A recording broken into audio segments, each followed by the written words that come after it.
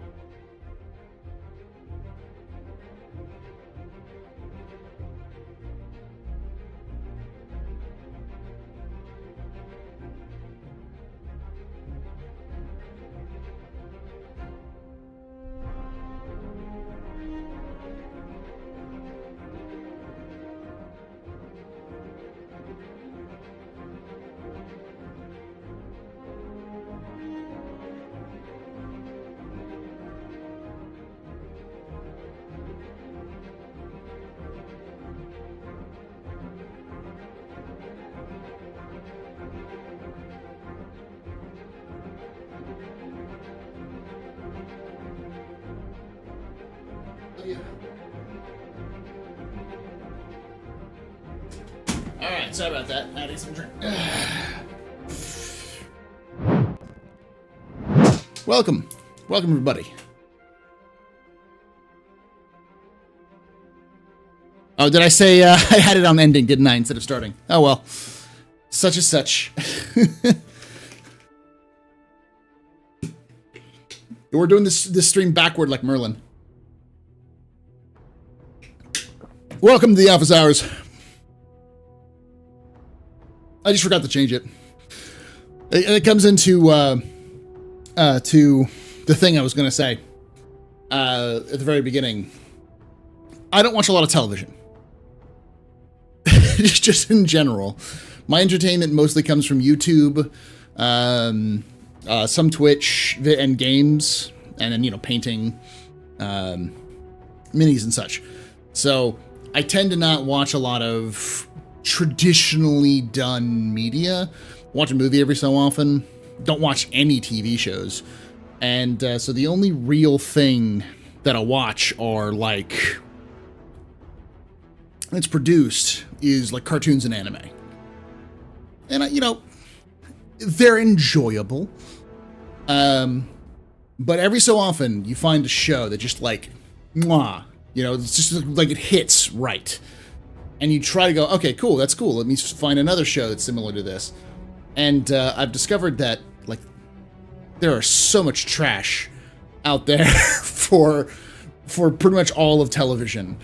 And I constantly have been getting into this week. Because I had basically the whole week off. This is the first time I've had like nothing to do for a week. I've been working on scripts and such, which I still got to try to get that done and finished for Saturday. Probably won't get it done Saturday, but I'll get it done Sunday or something like that. But I've been watching a couple shows here and there. I've been like, oh, because I see some people recommending them, and I'm just like, this is just bad. Like, and then I'll do some research on, like, because a lot of these shows ended, 2-3 years ago, or just recently ended or whatever. And it's like, oh, I finish a show that's good, and it's like, oh, this is great. Oh, it ended, and next season's not coming out until 2 years. Fuck. So, Curious Case of Mr. Bundan, yep.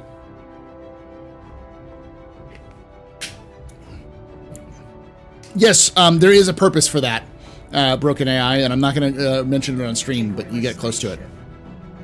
You can take away my space suit. Suit. You can even take away my space lasers. No pews. But you can Never. Ever. take away my space game.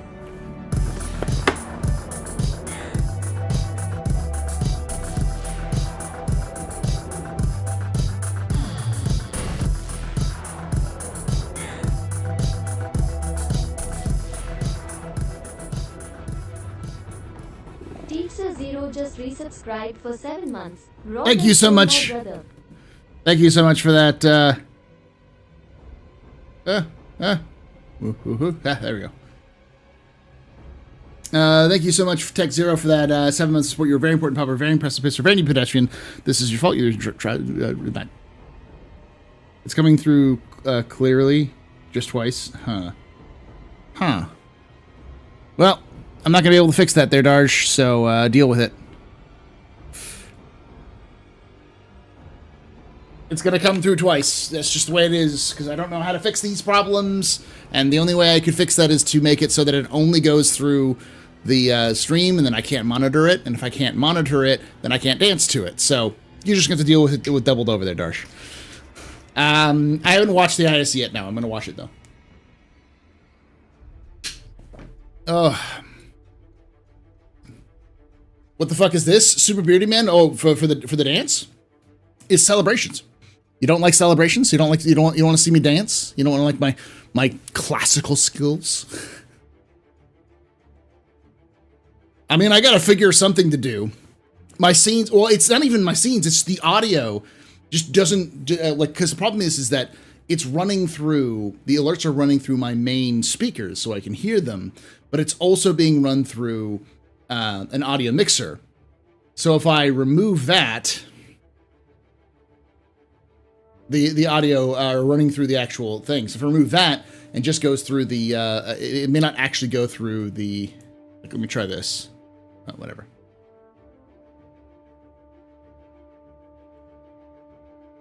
Tripping, why were you tripping out in the scene? Are you seeing multiples of me in all multicolors there, Super Beardy Man? That's just the space drugs. That's not me. That's just you're now been infected, so enjoy that. Ride it, buddy. Ride it. For as long as you can go. I've been enjoying my summer, but as I was saying earlier, my brain is now rotten. I need to like detox from some of that stuff and actually become more like a functional human.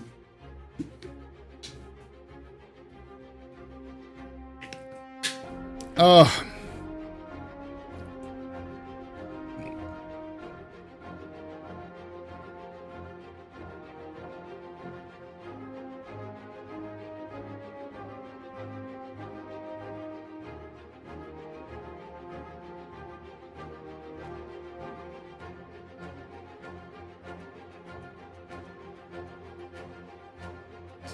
Oh, so how y'all doing, chat?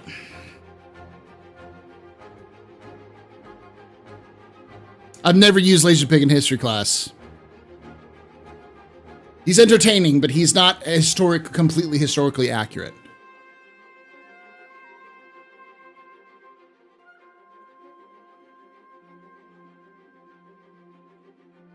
Thank you, Joey.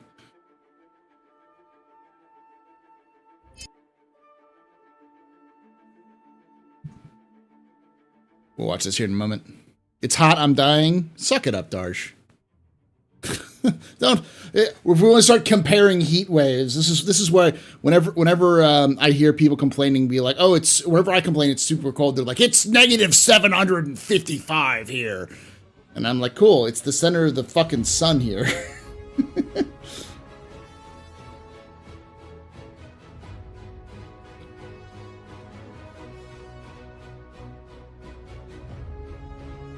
It's 36 degrees Celsius here, Darsh.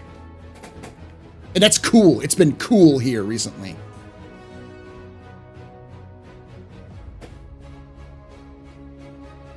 Yeah, but you people have proper AC. Yeah, it's been 40 for the last week.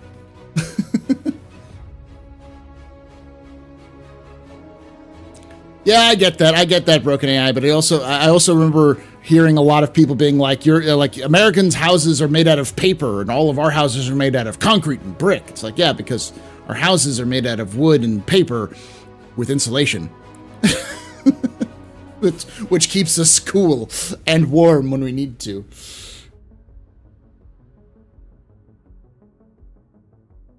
How you doing, Adam? Joey?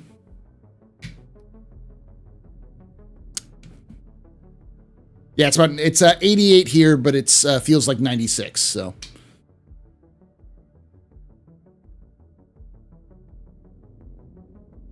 yeah, that's always been my in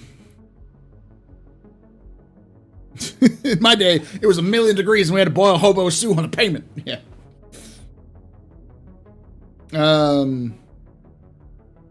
Gosh, what was I going to say? This has been a kind of a slow couple of weeks, and we're going to see a lot more slow weeks, I think, going forward. I don't know if we're going to get much content out of CIG. We're not going to learn a lot. I do have a sinking feeling that we're going to see some more... That 320 might be coming out sooner than we think. I don't think it's actually going to come out sooner than we think, but I think they seem to be planning on it, which makes me go, why?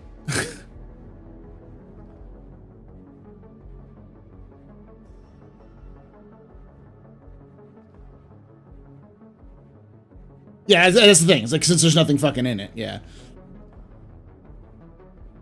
But every time I think that, hey, Donnie, how you doing, buddy? Yeah, Donnie, Starmarine Donnie is on the YouTube. Donnie's one of the QA people. I talked to Donnie on at the Bar Citizen. That's the reason why I wasn't streaming on Sunday, because I was at the Bar Citizen with a bunch of folks. So Donnie was there, and we talked. So, oh, you're not QA anymore? What are you now? Oh, you're on the teams, aren't you? That's what it was.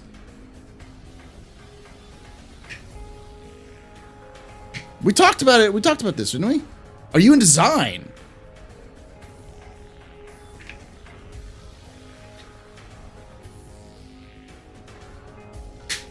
I thought you mentioned you were still in QA. That's cool. That's awesome. I'm here for it.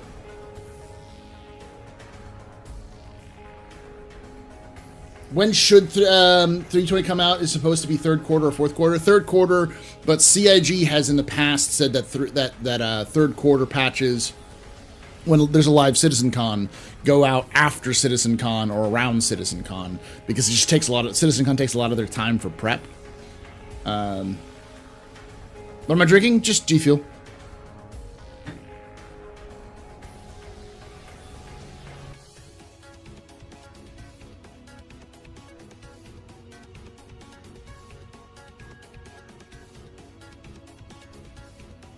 Finally got clear of Iceberg Spring here in Newfoundland. It was 5 degrees Celsius, 41 degrees further than the rain on Tuesday. Nice.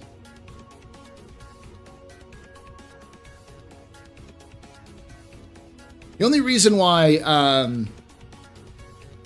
I'm a little hesitant to say that it's going to come out in August is because there definitely seems to be more to the whole sea being released than just the whole sea's being released and they're dumping a bunch of increasing the amount of stock at stations, because it doesn't seem to fit with what CIG wants to do overall, especially since I believe last week they effectively confirmed that loading timers are going to be a thing for all ships, not just the whole sea.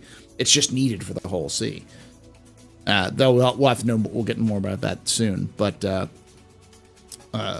we've known this for a while, that effectively with Star Citizen at this point, it's a whole lot of filler until they can get server meshing in, because once they get server meshing in, they can start working on all of the things that they need to. So.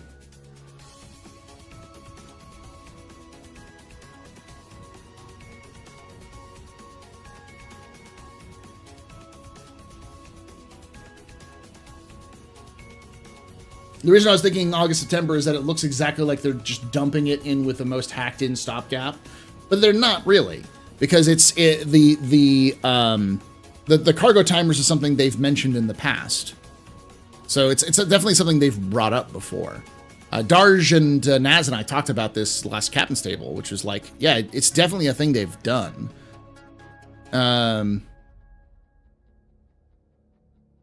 So... I'm here for huge Citcon update. Men often promise huge things, but fail to impress me. Well, we'll talk about it here in a moment, but I'll just go off right now. They're doing 2 days of CitizenCon. That was the big update. 2 days. For those of you who don't think that's huge, CIG has never done a 2-day event, ever. There is no reason for them to do a 2-day event. You can take away my spaceship. That's about right. Last year, or the last time they were live, it was like $85, $95 for 1 day. So 2 days plus tax, $200 sounds about right.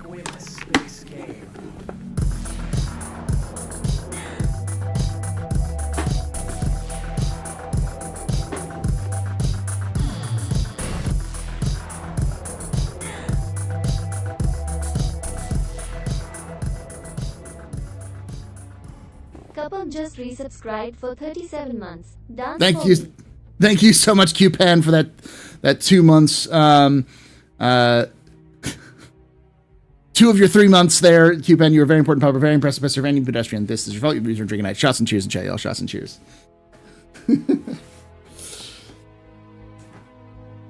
A lot of spinning wheels in 320. Evolution, not revolution. Yeah, which is good. They're just gonna let CR talk on day 2. That's the thing about that. This is again like join me in my tinfoil hat and my just imagine like a giant corkboard full of like connected string shit together behind me, because there's a lot of firsts CIG is doing, and I think at this point they just stop being subtle about it.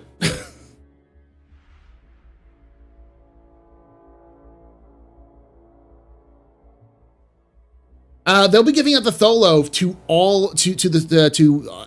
at all of the bar citizens that they do for Worldwide Bar Citizen Tour. So if there's a Worldwide Bar Citizen Tour near you, Remiko, you can still go there. And when playing Battle Bits, never heard of it. So 142 isn't even mentioned. I think a lot of people will be upset. I don't see like how they do 2 days if it's just Star Citizen. Like, I know they've got a lot of stuff to talk about, but they were reaching for content last year. Like, they were struggling for content last year, and they barely filled, what, 2 hours, 3 hours of content with that? And I know this year's different, but, like, how the fuck are you going to fill up 2 days of content for that?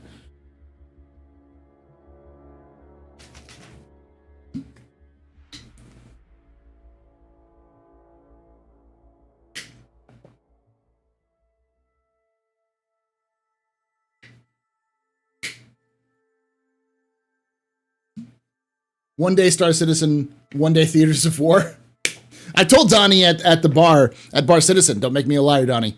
Don't make me a liar. I've been praising been praising y'all's work for months now. I've been saying, watch the Arena Commander team, watch them. They're going to do something special. And then all of this stuff got dropped and announced. And I said at the very beginning of the year, this is the year of Theaters of War. And if it comes out, I'm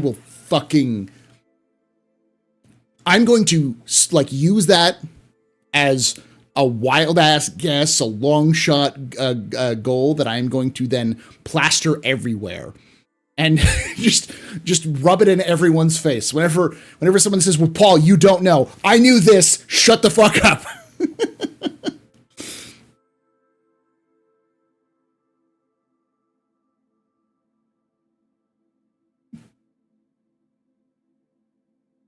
That's the goal. That's the secret. Just guess big and just forget every time you were wrong, and then only remember when you're right. That's how most prophets and like future seers go anyway, so why not?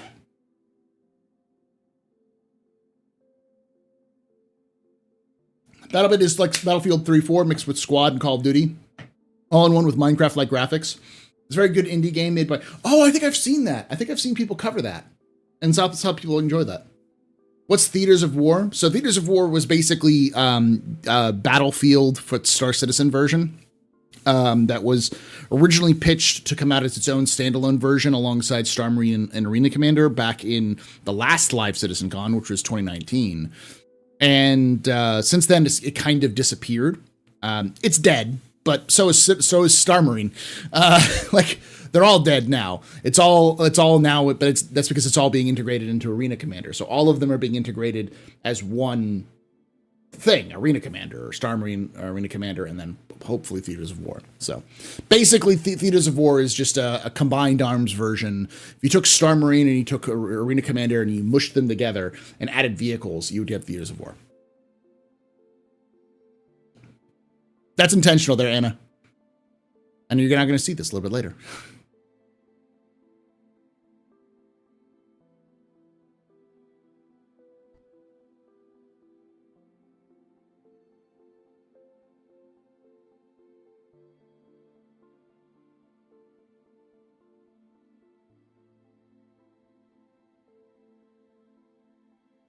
Sean couldn't pull off Theaters of War, I guess. It's more that nothing ever survives first contact with the players. There's not a single thing that has been in Star Citizen that hasn't changed since its release. That's natural for almost all video games. Things evolve over time. Just because they see what works and what doesn't. Very few times you just like build something up and be like, I'm done. But you can never. Ever. Take away my space game.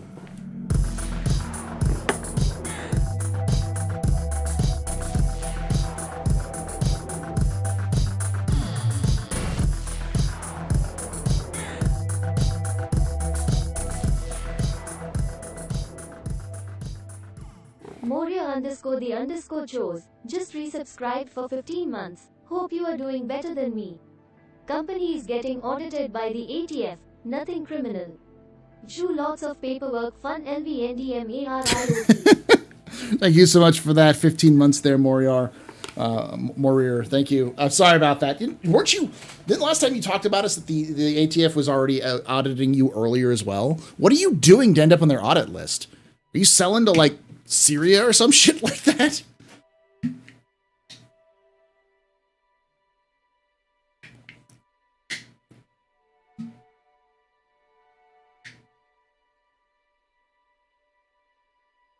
Nothing survives first contact with the server problems. That's also true. That's one of the reasons why Theaters of War isn't out now. But, I mean, even if Theaters of War released even in a buggy-ass state in 2020, it would be dead by 320 anyways, because all of it's being pulled into the same source. So. Take away my spaceship. You can take away my space suit.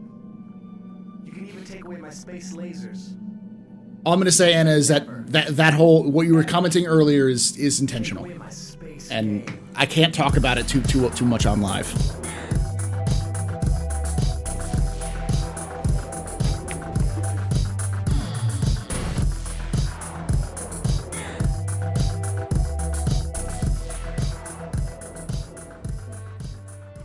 Loken Plays just resubscribed for 43 months. Loken he. Thank you so much, Logan, for that 43 months. You were very important, Papa. Very impressive. Piss of any pedestrian.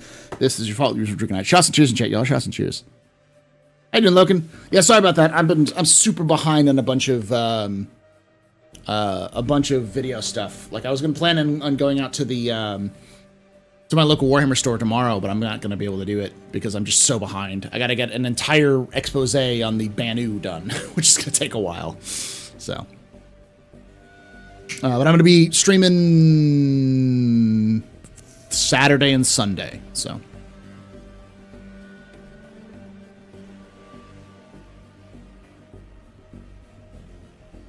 I have finally managed to get the game to launch for the first time this month. I'm glad to hear that, Wintergreen.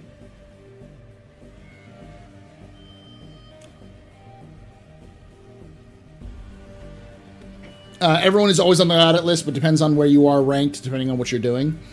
Is it like maybe it's just because time's moving faster? I remember the last time you talked about it, you were being audited by them. I know that problem. I know that feeling. You just gotta fill out a bunch of paperwork. Nothing's bad. Just fuck. You can even take away my space lasers, but you can never, ever take away my space game.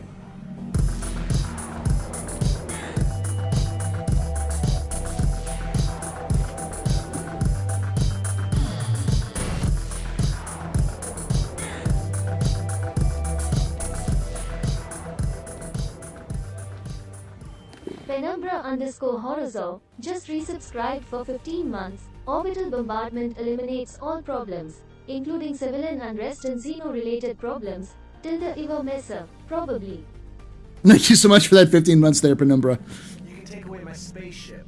Spaceship. You can take away my space suit. Spaceship. You can even take away my space lasers. Spaceship. But you can never, ever take away my space game.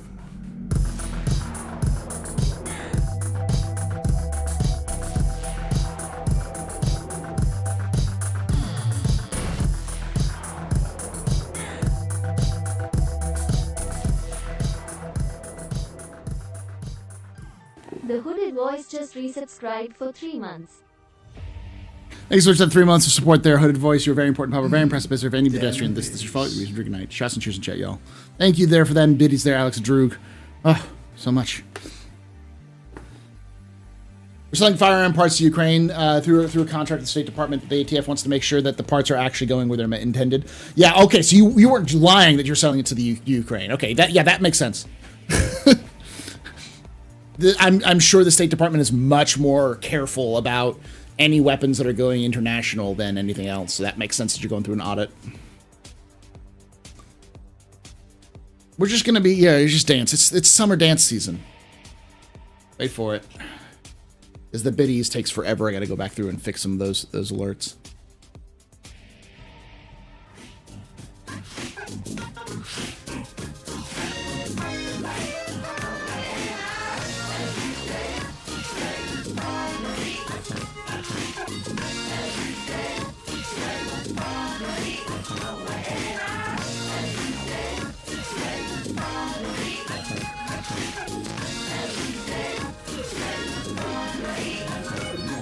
Penumbra_Horozo just gifted 5 subs. Thank you so much there, Penumbra, for that gifting those 5 subs. You were all very important puppers, very impressive business, very needed pedestrians. Y'all rock. Shots and cheers.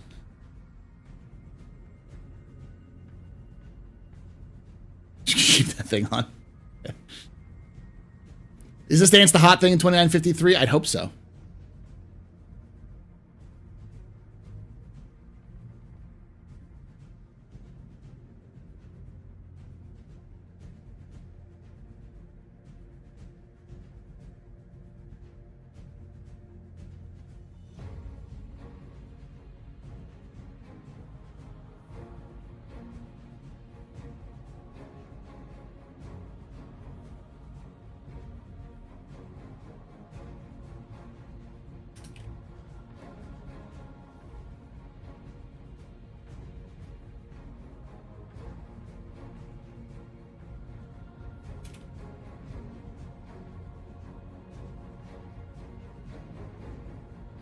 Thank you, Mr. E. Everybody stream off to work. Good luck with that. Thank you, Mason. You can take away my space suit. Suit. You can even take away my space lasers. No pew-pews. But you can never, ever take away my space game.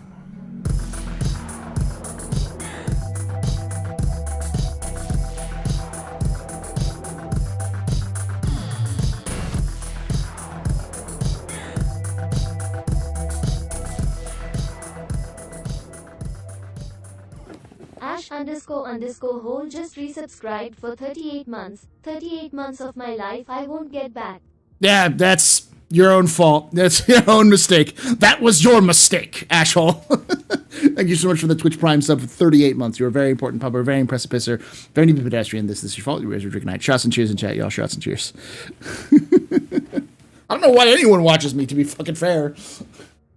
I don't think I'm entertaining. I'm just a crazy man screaming on the internet. There's plenty of us that exist. But thank you all for watching. It does mean a lot, because I do not understand why people do this.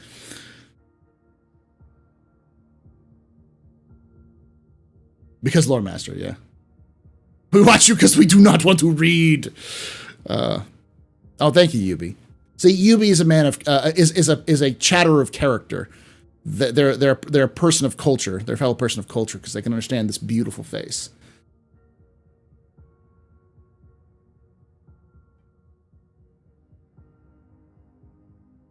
All right, so let me go over this real quickly with y'all so we can have a good idea of like what I'm talking about when I say 2 days. So they announced this. I actually talked with Jake about this at CitizenCon at the Bar Citizen, and they said, yeah, we probably should have done it earlier. But so this year's event will be a 2-day celebration. The biggest convention of all things Star Citizen will be taking place in Los Angeles and Los Angeles Convention Center from Saturday, October 21st to Sunday, October 22nd. So you can get community booths, volunteer. There's a cosplay contest. So yeah, that's the big news about CitizenCon. It's a huge event. They also announced the prices. For those of you who don't know, it's $200 for the regular tickets, and I think it's $300 for the premiere tickets, and those are going to be limited in quantity, the premiere tickets, and they're only for, if you buy them, you'll get access to an after party, an exclusive after party with on Sunday. So you also get some better swag and stuff like that. So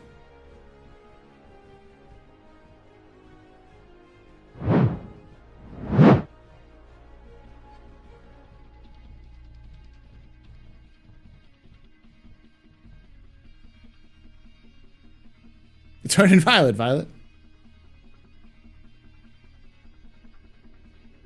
Also, I'm coming back. Anna being like, honestly, it'd be funny if everyone just held their subs for them to back to back, so you'd have to do it for over an hour. I've done that before.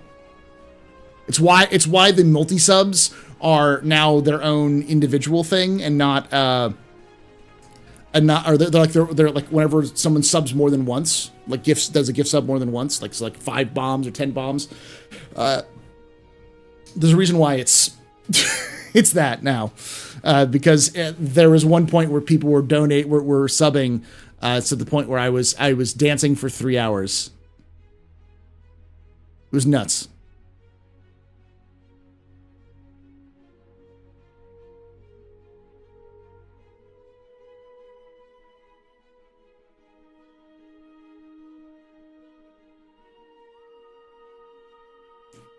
So what's this about Jake trying to take my Redeemer Thunder?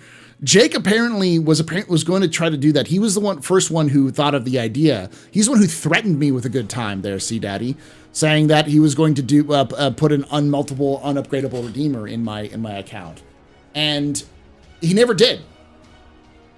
Like, he thought he was going to be able to do it, and then you stole his thunder. You stole his thunder. No, I haven't gone through any lore applications. I've been entirely bad at that because I have to set up some I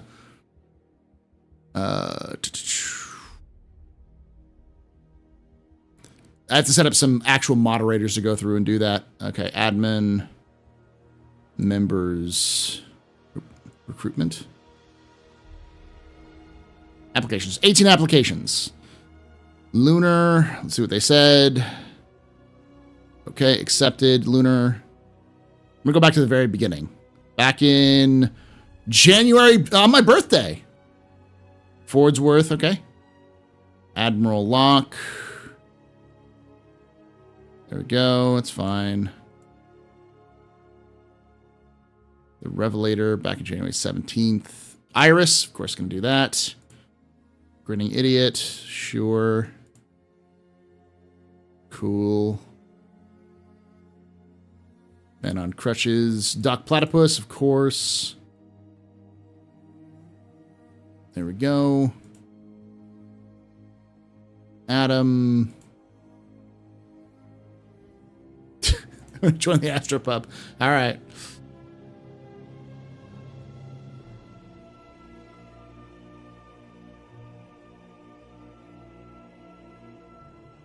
Ooh, someone wants to do a Galactic Arts and Sciences Museum. Nice. Okay, Sawak. Hello. I don't know who you are, Sawak. I'm going to deny that.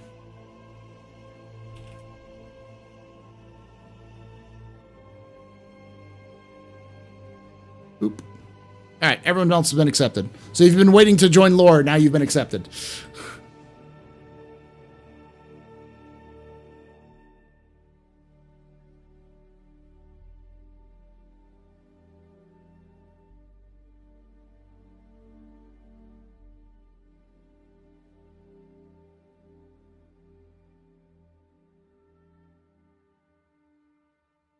Is my mic gain a little high? I can turn it down a little bit.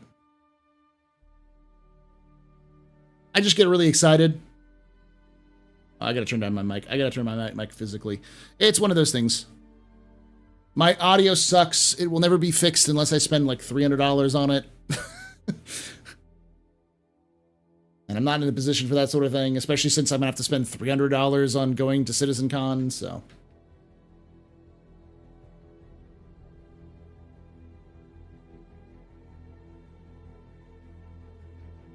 I already heard $200 price and remember reading complaining, but now we know why. 2 days is definitely worth $200. I have paid more for Comic-Con day passes. CitizenCon is not worth $200. I'm gonna be very blunt with y'all. CitizenCon is never worth the money you spend on it.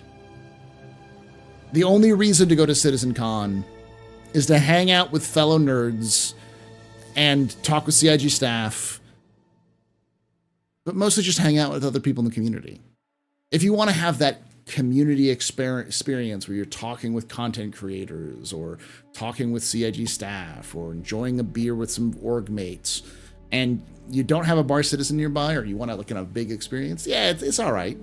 But like, a lot of it isn't really worth it unless you're really coming there for the atmosphere. You kind of want to have to do it. Well, that's the kind of thing with all conventions. None of them are ever really worth it. But you want to go there as like a party, you know, as like a big event you want to go to.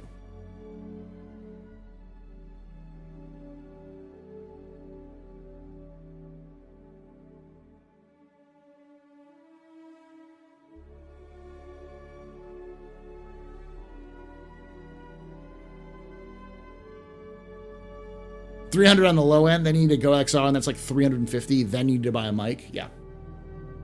Yep. And it's at the point where like I could buy like a Rode Podcaster, right, which is like $300. But if I do that, which is really good, it's like, but when I do that, it's like with like a USB version. Why spend all that money on that and not just get like a Go XLR and an actual good mic for those things? For what? Like a slightly better thing, because it's still all digital, so it's slightly fuzzier. Well, I dropped the volume a little bit on so I'm not peaking as much, so.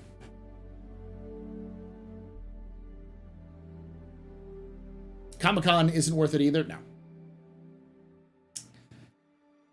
Gen Con is worth it though. I've heard a lot of people mentioning Gen Con is a good thing, so.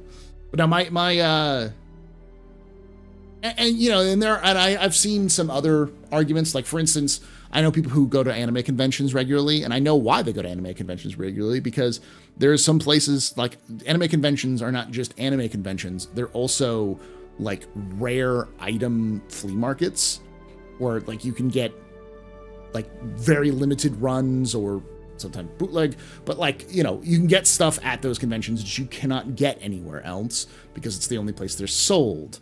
And those kind of make sense. But, you know, I've been to PAXs before. PAXs are never really worth it unless you want to go hang out with people.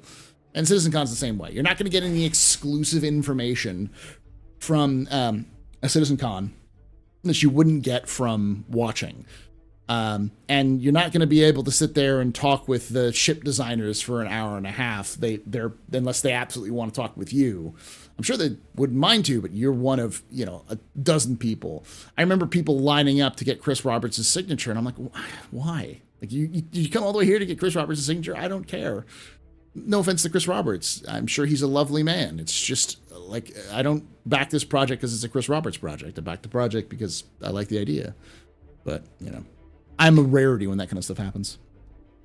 Is parking included? No, I don't think so. Finish stuffing your face with nachos. Good. What kind of nachos there, Donnie?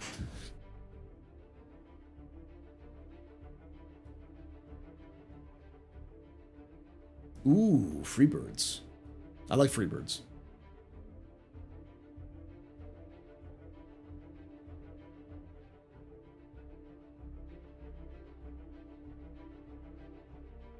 I love my sources community, and so would definitely pay. That's good. Come on down, Maria or Luna. I'm guessing you're from Canada, though, since you called it grade 12. The only people I know who call high school their senior year grade 12 are Canadians.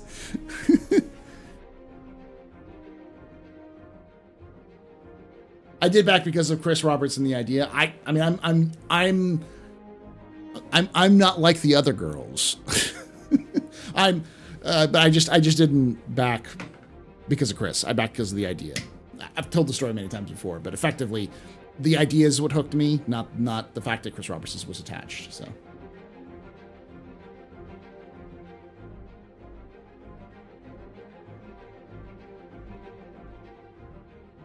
Early releases, news and previews, and tournaments for different games at Gen Con. Less competitive than Adepticon tourneys, though. It's fine. I looked it up. The cost of what's comparable tickets would be for LA Convention Center, where CitizenCon is, and there's other event comparable to prices to E3. Citcon is officially comparable to the E3. Well, let me look it up this. I'll show you this.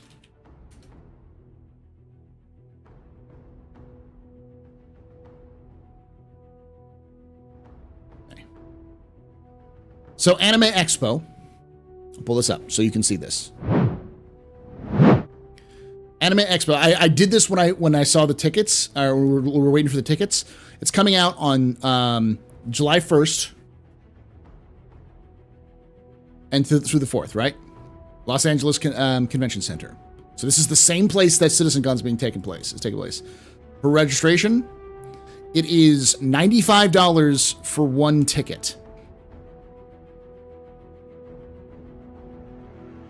It's cheaper because it's on the Monday and Tuesdays and those sorts of things. But it's $95 for 2 days of tickets, which is about $200. Now, the 4-day General Assembly is, our attendee is for $185, but that's because they're going for 4 days.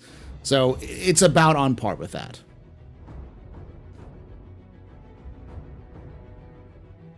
You're Japanese, but you went to high school in Canada. Okay. But you like a Japanese national? Awesome.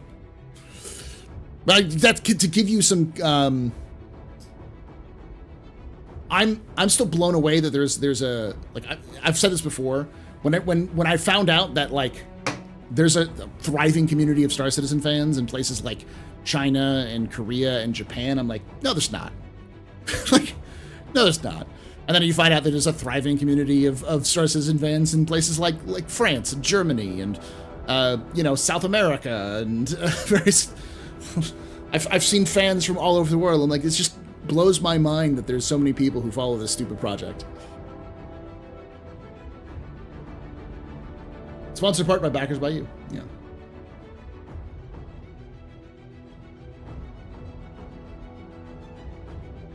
Yes, there's even people in Saudi Arabia and the Middle Eastern regions that follow Star Citizen. It is a stupid project. It's just a stupid dream, see daddy.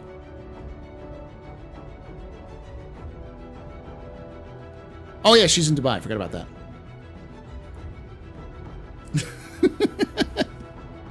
It's just a video game.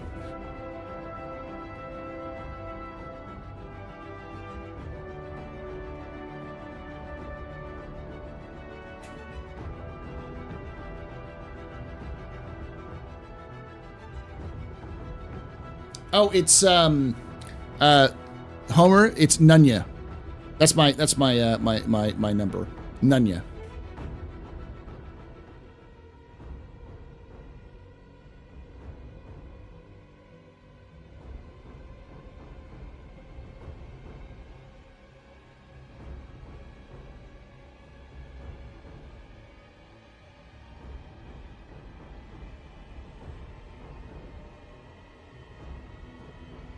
Wintergreen, yeah. There's a lot of people who work at CIG who hang out in chat sometimes.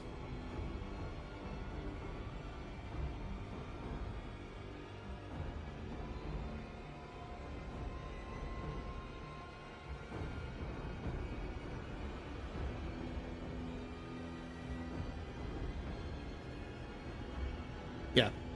They don't all have CIG in their title, though. And it's not like me saying that. I'm not trying to be like, I've got a lot of devs here. It's a curse. I don't understand it, but it just happens. Where someone will show up in the chat, hang out for a couple of months, disappear for 3 to 4 months, and then come back and be like, by the way, I work for CIG now. It's like, of course you do. Because of course you fucking do. There's like, I want to say there's probably 12 to 20 people I know who work at CIG who I knew because they were chatting or they're members of the community. Well, not like they hung on a chat before. I just don't understand how this happens. It's like a fucking pipeline that I am that was built on my land and I had no say in. Thank you. No, we haven't even watched ISC yet. So.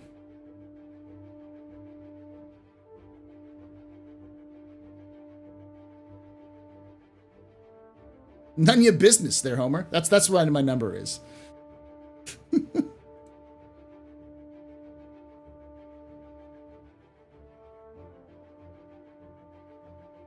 Thank you, Homer. Thank you for setting up the joke.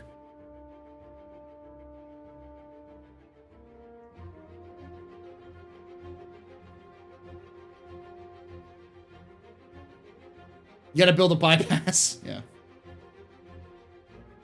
I've only interacted with one CIG employee, and that's because because furry Twitter is both giant and very small. Oh, the bird. Why am I blanking on his name? I know who you're talking about. I hang out. I hang out with him. I've talked with him as well. He's a Manchester dev. Gil, yeah, Gilbert, Gilly. Yeah.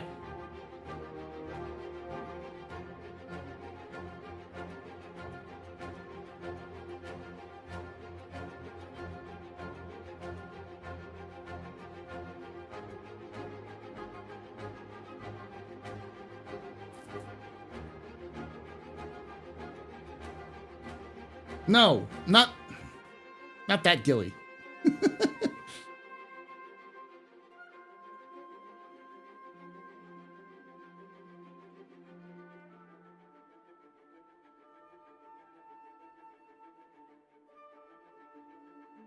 This is going in so many directions. Welcome to the office hours, where we someone asked me in one of the other office hours, could we get like a timestamps for discussion? I'm like, there's no fucking timestamps.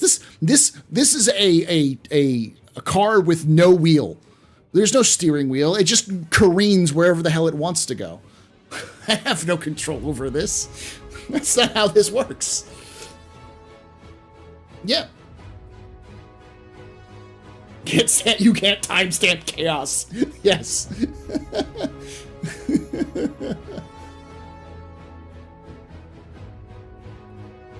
Welcome to Motorcycle, the motorcycle where the design intent doesn't matter and there's many tubes.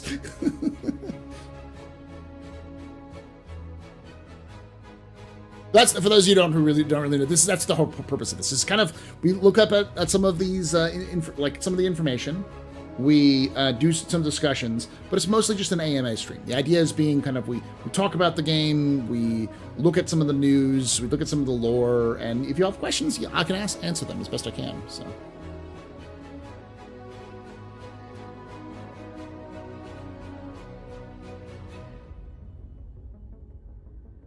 Yeah, that's a good way of putting it. We're like the old Reverse the Verse, but I'm not a CIG dev, despite how often YouTube comments like to claim that I am.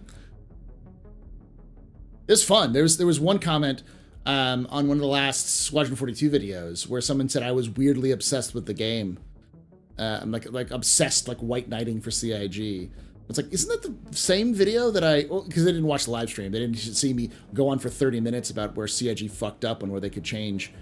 It's like, you just completely simps for CIG. It's like, no, I don't. CIG is a company. No one should simp for a company.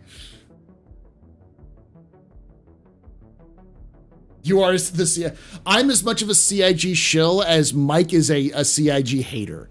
All right. The fact of the matter is, Mike and I agree on a lot of shit. It's more of a shades of gray between me and Mike. Yet for some reason, we get these titles of like Mike is nothing but hates CIG and I'm nothing but a shill for them. It's so weird. Don't simp for the company, but some of the devs are cool people. That's basically my experience. Is that because I know a lot of people who work for CIG. I'm more rooting for my friends in the industry to do well. I'm hoping that they get sleep, they get good pay, and they make something cool out of the projects that they're passionate about. That's all I want. Because as my wife keeps telling me, I have golden retriever energy, whatever the fuck that means.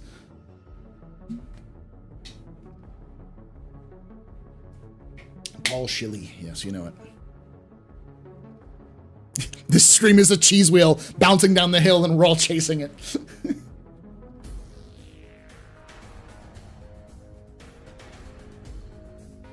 You know, Alex, you say most people who say those things don't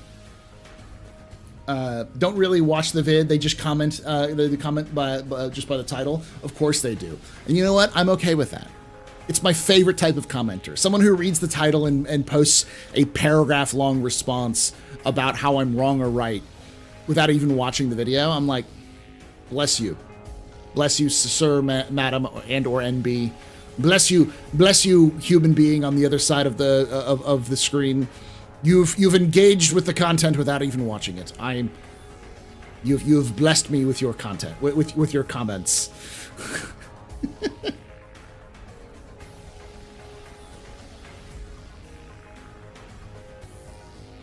What was the Citcon update? I missed that bit. Well, this is going to be a little bit later for you there, Matt, but because it's a little bit delayed. But 2 days. Citcon's going to be for 2 days.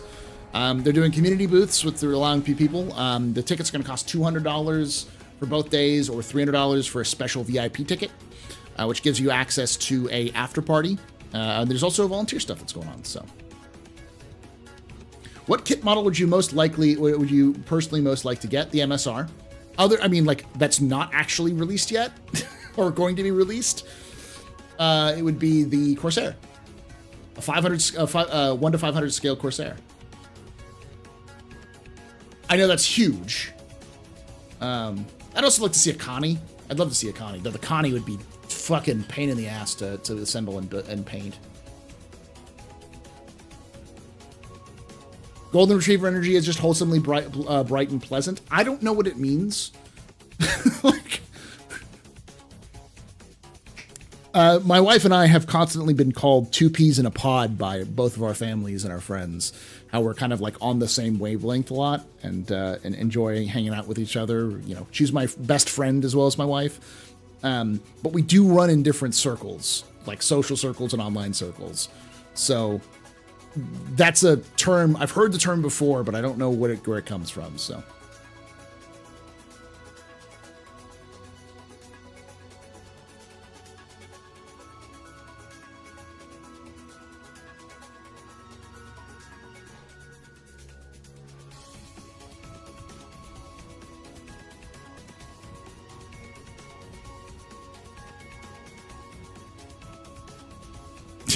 pod people, that mole did not end well. That movie did not end well. Vastin, it's an idiom. I think it's a Southern idiom. It might just be an American idiom, but. Oh, Tarek, I'm not going to be able to make it this Friday. I'll be there next Friday. But I'm so far behind on video stuff. I got to get some of that stuff done because my dumbass decided to like binge anime for a couple days.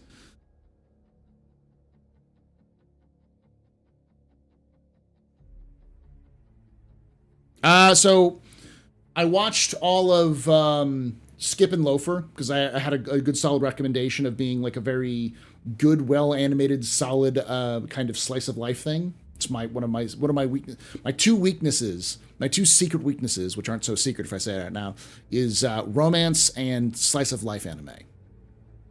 I enjoy a lot of different types of shows, animated shows. Like I have to watch the Owl House Rules because apparently it's fucking amazing. And now there's a new Babylon 5 animated movie that's come out I gotta watch. So, and then what else did I watch? I watched all of that. In fact, I watched the last episode on the day it released, and I was like, okay, cool. When is? Because I thought it had come out earlier. I said, when's the next season coming out? It's like, no, it's just ended for a season. I'm like, oh, okay. Let's see, what else did I watch? On a risky click, I watched The Angel Next Door Spoils Me Rotten. That turned out to be good. It was kind of way too, like, low stakes, but it was fun. It was a nice little one. Then I watched Gate out of people's recommendations. I got to episode, like, 10 and was like, I don't know if I could finish this. And there's a bunch of other smaller ones I watched, which I don't even want to mention because some of them I was like, this sounds interesting, and immediately was like, oh, this is a harem anime. Or this is just ecchi fan service anime. I'm like, no, I don't like that. I see.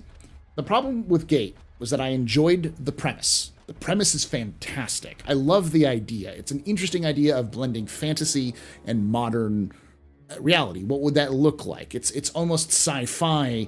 It's a sci-fi approach to anime or to fantasy, which is a cool fucking concept.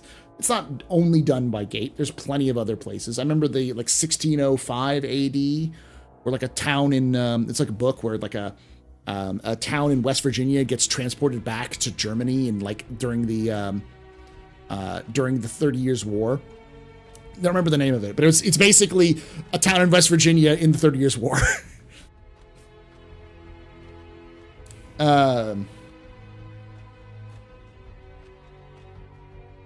Yes, you did there, victim. It's 2 days, the 21st and 22nd, and it's $200 for a 2-day pass and $300 for the VIP pass, which gets you access to an after party on Sunday and some swag. So I think everyone has been recommending me Vinland Saga, and I'll probably watch it at some point because I know it's based off of the actual Vinland epics from the Norse epics. So that's on my list, Zal. The Yamada-kun level 999.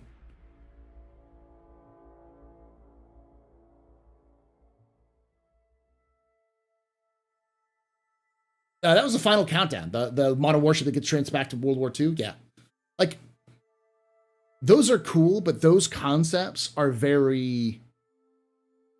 Like, most of those concepts are done in a straightforward, back to our past sort of situation. That you don't see a lot of those concepts done to, like, fantasy worlds.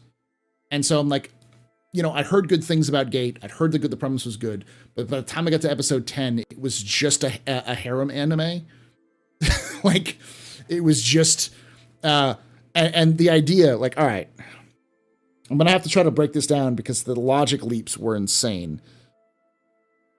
The idea that the Americans would send the CIA to kidnap fantasy waifus as some sort of negotiation tactic confused the shit out of me. Like, that's something that like North Korea would do, but Russia, China, and the United States doing something like that? Makes no political sense, even in the context of the universe. Like, what? It's forced. Like, let's make Japan look good and everybody else look like shit. Because, like, it was just so weird. It was so rah-rah, JSDF, rah-rah-rah. And I know it's written by a veteran of the JSDF, so that's why it's there, but it's like, that was the point where I'm just like, what the fuck is this story? And then I realized shortly after that, it's like, oh, it's just about waifus. All like, there's still political intrigue and stuff like that, and that's the cool parts about it, and like the story, background story, but I just couldn't get past that. I enjoy cheese too, but it's like you gave me a steak, right? Or you know, a steak, like was a uniquely prepared steak that I'd never had before. And then right as I'm biting into it, you just take like a bucket of melted cheese and just pour it all over the top. I'm like, I don't want cheesy steak. I want this nice, interesting steak. I don't want cheese on my steak.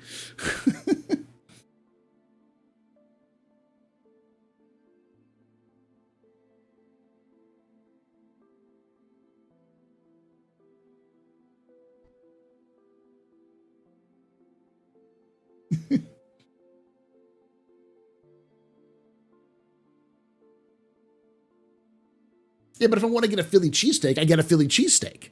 You know, I'm going out to get that.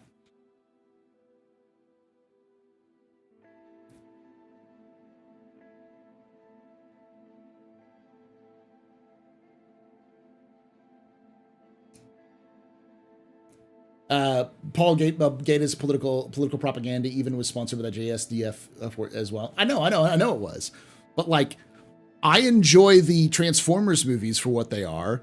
Giant American military propaganda. Everyone likes Top Gun, but everyone knows they're military propaganda films.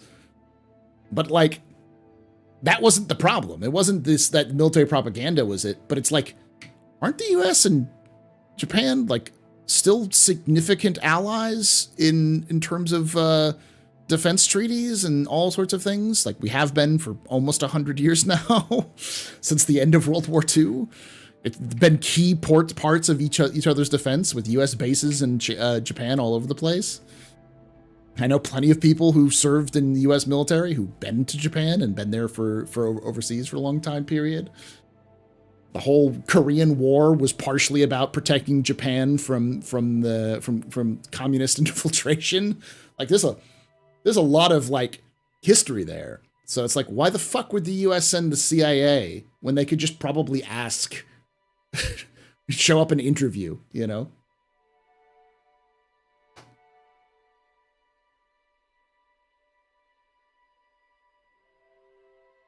Yay, Top Gun 2, exactly. I mean, it's sponsored by the US Air Force. Like they paid for it, even though it's supposed to be the Navy. Did I watch Octotope on White Sand? I didn't do it. I'm not much of an otaku weeb kind of thing. I dabble in these sorts of things, and I find myself in the summer often doing that, where I'll just sit down and watch it because I got a lot of time on my hands, so it's nice to do that. But I also remember that my brain rots out my skull when I do, so I gotta get back into doing more stuff.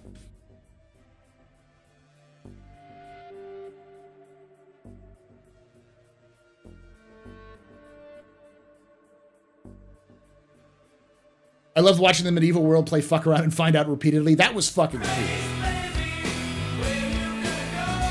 I'm not gonna deny that.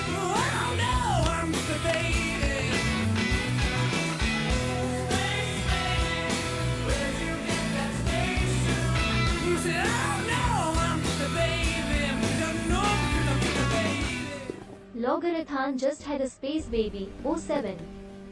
Thank you so much there, Logathron, for that Twitch Prime sub of 9 months. You're a very important pupper, very impressive pisser of any pedestrian. This is your fault. The reason I'm drinking night. Shots and cheers in chat, y'all. Shots and cheers. Don't get me wrong there, Fishy. I love me some military industrial complex porn. I love to see medieval knights get fucking destroyed by modern artillery. and to watch like a 20, I guess at this point, 30, 40-year-old tank demolish a column of charging like infantry. That shit's awesome. Fucking yes. I just Take away my spaceship. come on. Take away my space suit. Hey, Lady Take Anatar. away my space lasers. No pew-pews. But you can never, ever take away my space game.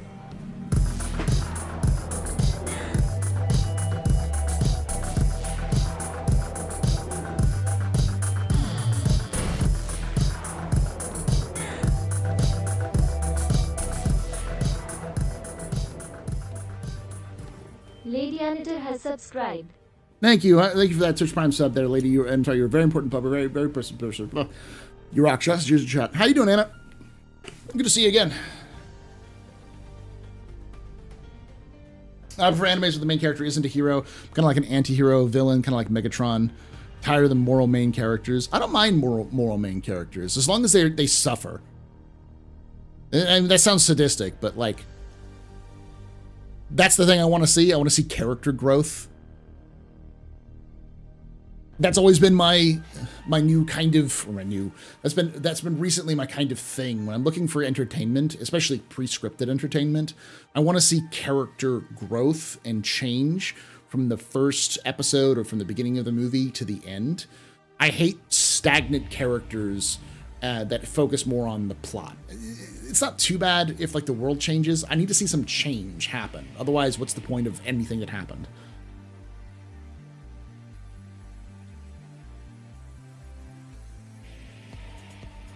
The next week we recognize. I recognize you, Anatar. We've talked on Twitter before, I think, so I got it.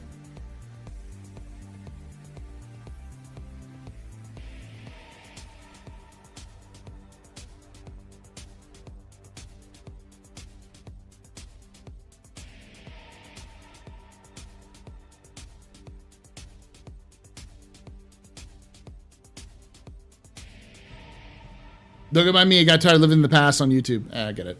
I get it.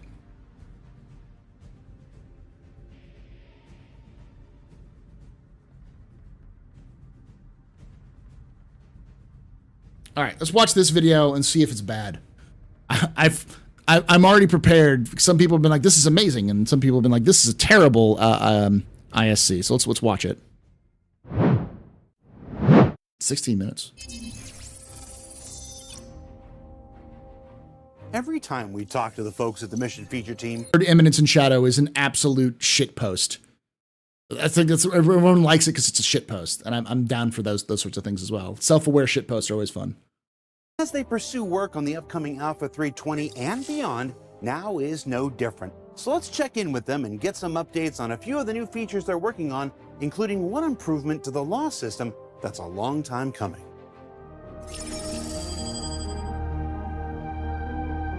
We've released the salvage contracts already, and you buy the contract from a contract broker, and it's just a transaction. You buy the rights to salvage, and you can just salvage at your own leisure. There's no risk. So we wanted to add a bit more variety.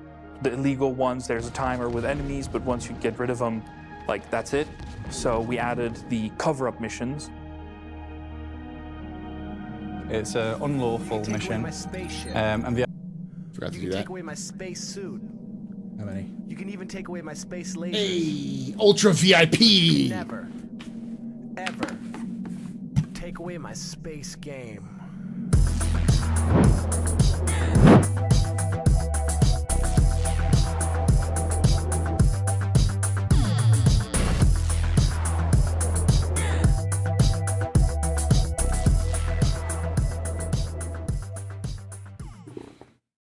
Oh, Captain Radix, thank you so much for that VIP membership on YouTube. You're a very important pub, very impressive Pitzer, very investor, and you rock. Shots and cheers in chat, y'all. Shots and cheers.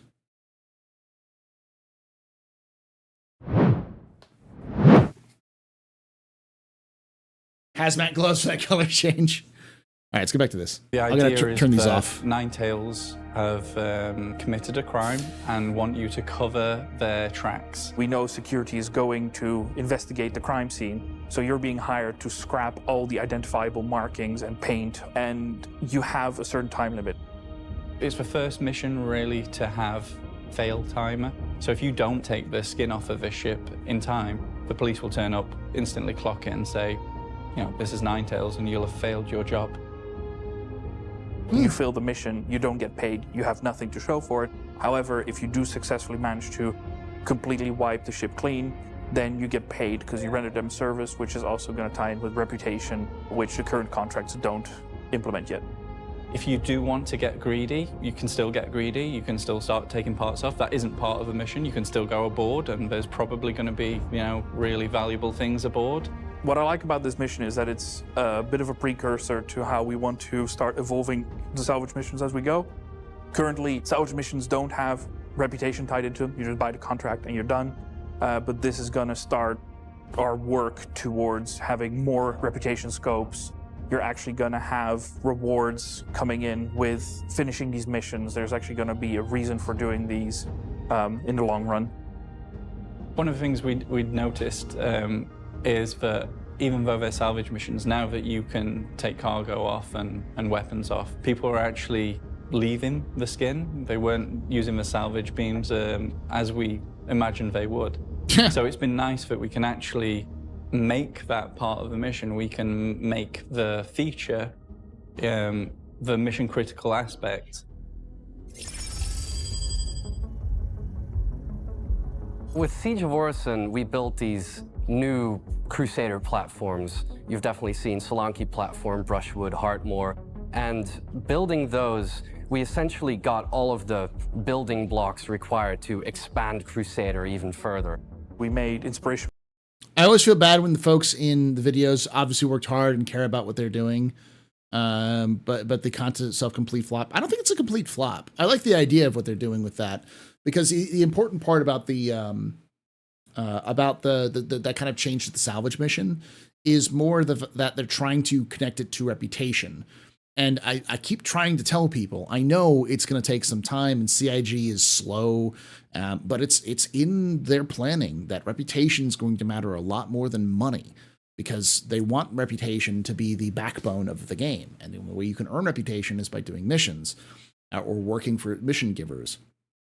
And so getting the best equipment or ships or anything is going to be locked behind, or even going to places will be locked behind progression queues. That's just how this game is designed. So whenever I hear people say like Star Citizen is pay to win, I'm like, cool, pull your Idris out, see if it works.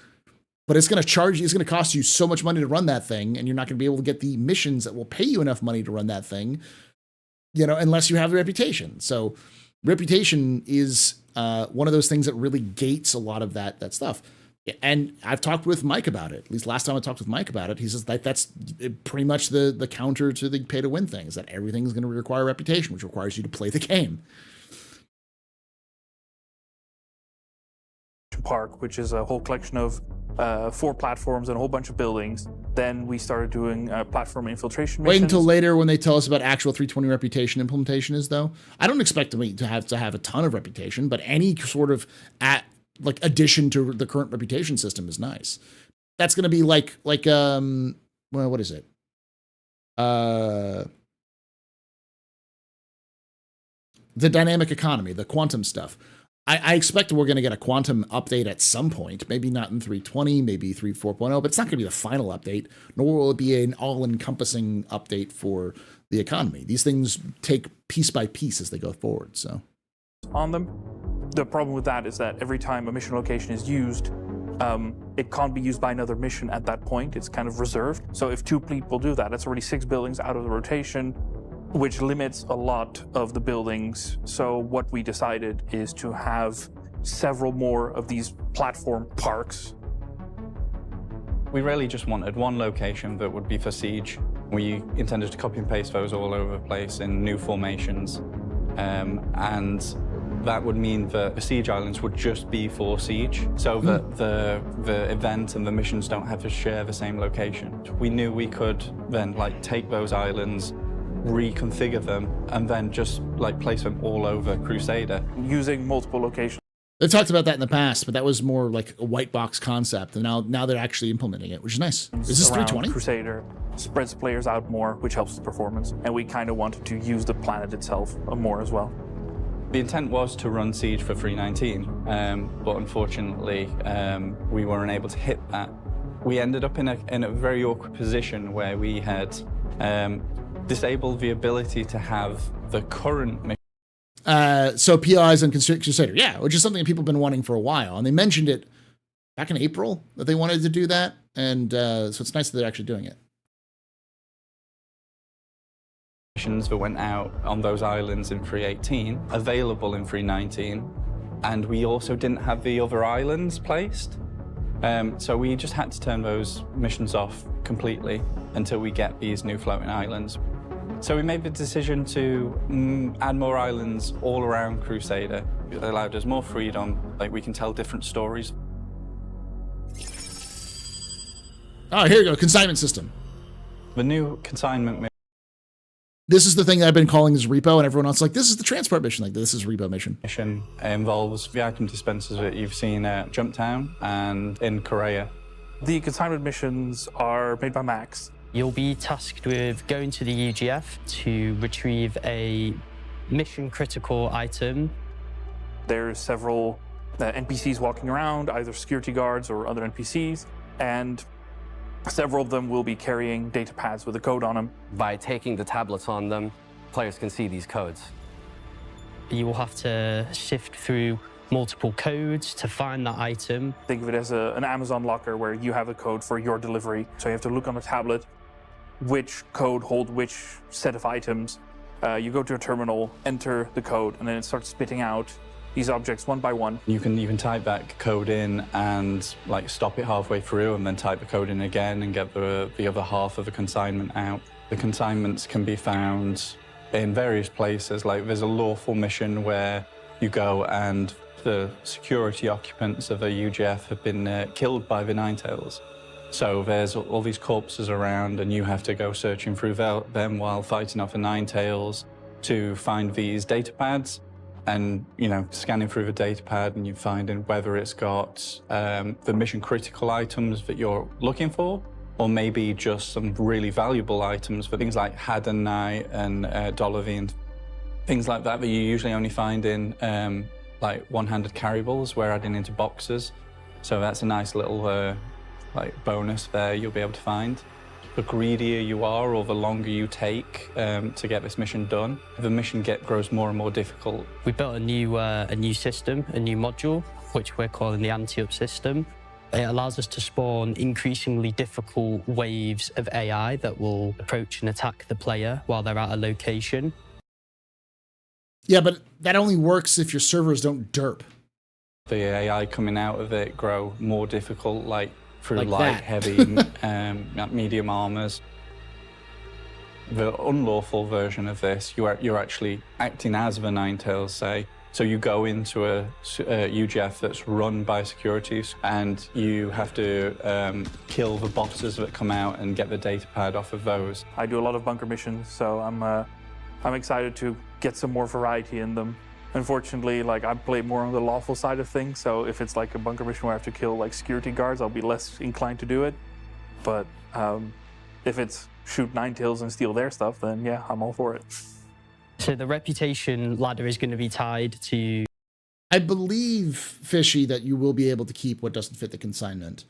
But I also believe that it'll be unlawful. So, like, you won't be able to sell them at any place. You'd have to go to, like, a salvage yard to sell them. That would be my guess, because that's kind of how the stuff that plops out of the Security Post Korea, how that works. Is, like, none of the stuff in there is lawful. So, you know, even if it's a lawful stuff, it's still illegal, so you can only sell it at the no questions asked terminals. These missions. A lot of players care about the reputation ladder themselves and complete. How long ago was it they said AI could use railguns and missile launchers? Back in the early of this year, but it was on it was in Monthly Reports. And it's also always important to note that when they talk about AI in the monthly reports, they're talking about AI which is not going to be in Star Citizen until after 4.0. They've said that all of the new AI systems, which they showed off at last CitizenCon, which is being designed for Squadron, will not be added into Star Citizen until the game can support them, and currently the game can't support them. So that's why they're working on it in Squadron first and then porting into Star Citizen. But they've actually ported some of that stuff already into Star Citizen because the AI that's in Star Citizen right now uses the same base as the new AI system. So they added in what are called mercy timers recently in 3.19 to kind of, because they were afraid that they may, that the servers may actually improve in performance. And they didn't want to have the servers improve in performance and the AI AI be literally SEAL Team 6 all the time, so it's unfun. So they made them a little bit more intentionally derpy with some of these add-ons. But that was kind of like an ad hoc solution to the problem until they can get the backend servers working better. So Eating that process, but as an extra incentive to climb it, they will unlock the harder tiers of this mission. And in the process of doing so, there will be more data pads that can drop across the mission. It will be more difficult to stay at the location, the more data pads you want to retrieve, and you can sift your way through the mission critical items and the extra items of the things you want, load them up, get them out of the UGF onto your ship and away. So the answer is yes, you can take those things and sell them. So it's going to be all about how much players want to go for the extra bonus loot, whether it's worth the risk of staying if they're low on ammo or being over. Yeah, legal stuff, but not legally yours. Yeah, you get my point. Overwhelmed, or if they have enough friends to bring to them to the location, which versions of the mission that they do. So I think it's going to be really interesting, and it gives players the opportunity to do missions at their own pace and, you know, remain at the location as long as possible as the risk increases. Since the inception of the law system, we've had the issue where if someone trespassed on your ship, you would first be given away by the chat system saying that you joined the ship. Gives your position away straight away. I've always disliked that notification, and it pops up whenever you enter any ship, not just your own. We had that popping up all the time when you went above a Javelin, say, in the Fleet Week. So I'm happy to say that we're changing that now so that you'll only see that notification if you are a member of a party of the owner whose ship you're going aboard. With the new implementation of the trespass system, the chat will no longer give you away, but it's not all benefits for the trespasser, because now the pilot can defend their ship without legal repercussions, which makes the trespasser at risk at all times. We've basically made the interior of ships a trespass area for anyone who hasn't been invited aboard, and by invited we mean in a party with the owner of a ship. So imagine there are two players, they're in a party together, and then there's a third, like, trying to sneak aboard. The owner obviously enters a ship as normal, doesn't see anything. The party member, same, steps aboard, doesn't see anything. This third player trying to sneak aboard will see a private property warning, and then be trespassing. But, you know, you step off, a few seconds later, that's fine, no one's allowed to shoot you anymore. You know, could have been a mistake. But if you stay aboard, you're just lawfully be allowed to be attacked by any owner of that ship or their party. With you having the trespass settings for you and your party on the ship now, it just adds a little bit more of a risk for people who are trying to potentially grief or simply play through that gameplay loop, and they will know that they're trespassing and feel that extra danger when they board somebody else's ship as they are in a monitored area. We're really excited to give you guys this. It's been a long time coming, we know, but it was just not as simple as the trespassing around areas, which was just a simple action area. This has so many edge cases, as you can imagine. You can actually nest trespassing, so you can have someone else's ship aboard your ship, and you can be in a trespass area, and we have to figure out, like, which trespass trumps the other trespassers. We also have to build in precautions. So say you're lured aboard a ship, you're invited to a party, and then they kick you from the party. You'll still be allowed to be aboard that ship until you leave. It's just that you won't be allowed to defend that ship lawfully anymore. Also, if you hurt anyone aboard that ship, you will instantly then be trespassing as well, and they'll be able to shoot you back lawfully. It's taken a lot more work than even we originally thought it would, but it's just going to be a real game changer. It finally gives ship owners the right to defend themselves on their ships and fight back against the pesky pirates we have out there. Heist Society. One of the things farther ahead that we're working on is barge heist. It's basically taking what we know to be popular and fun in this game, so something like Jump Town, but we're making it have a finite resource and a much more interesting location. What we're doing is allowing players to buy in information similar to how some of the salvage contracts work. And from there, they get the information about where this cargo barge is, owned by Crusader, and happens to be just in the middle of this heist situation where the Ninetails are taking it over and they're trying to take all this stuff from Crusader. It's the barge that we use in Siege of Horizon, heavily modified, so there'll be lots of entrances. Comes years too late, all ships need alerts for trespassers. It's more of a stopgap. It's a step in the direction. Eventually there'll be alerts for trespassing, but they also need to have counterplay, so you need to be able to hack a ship and turn off those alert systems or hide yourself. But they don't have hacking into the game, so it needs to be a give and take sort of thing. Maybe even a requirement for like an upgrade for your ships to be able to tell if somebody's on the ship. But like for instance, a player who isn't invited on the ship shouldn't have access to any of the systems. They should have to hack those systems, but.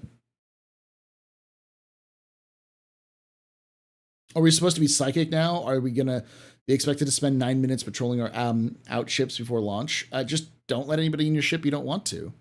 It's not that difficult. And exits. What's great about using the barge is that we can put it anywhere on Crusader, far away from the landing zones and anything that, may cause performance to dip. So there should be no performance impacts. We've placed a cargo terminal inside of the container interior of the barge. And when players find this terminal, they can turn it on to open various containers using different kinds of ID codes found in the environment. Basically, you unlock several cargo containers belonging to different companies and different... Are they going to add this on top of future lengthy startup routines? Probably. And by lengthy, it's lengthy. The startup routines are just going to be not as instant as they are now. They'll take some time to maybe 30 seconds, 45 seconds, maybe a minute most to start up the ship from cold start. But there's no reason to do the cold start stuff until they have more persistence into the degree of saving things like your UI modes and all that other stuff, which doesn't make sense until they can get the new UI in, which they still haven't done. The new UI, that's a clusterfuck.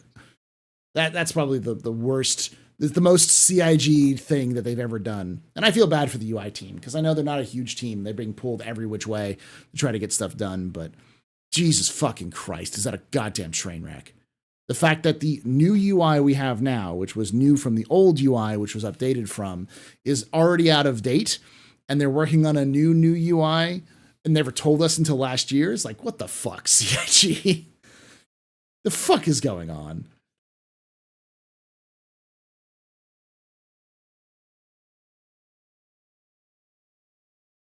The only problem I see with some of these systems CIG wants to add either creates an arms race or some sort of cyclical my counter beats your counter scenarios rather than simple A-B decision gameplay that is impacted from either preparation or the moment. I don't see that really going on with with the idea of infiltration. The infiltrator needs to be A, not seen, B, and B, have skill or have the tools to hack systems to access doors and such. That's it. If they don't have either of those things, then they're not prepared for it. Then it's going to be harder or impossible for them to do those things. And a person on a ship just needs to be able to either A, have sensors which are set up, which will cost them maybe some other, slots for like an upgrade slot that we've talked about, like a blade, like a server blade, for better protection, or they just need to be more like observant of what's going on. That's meaningful give and take.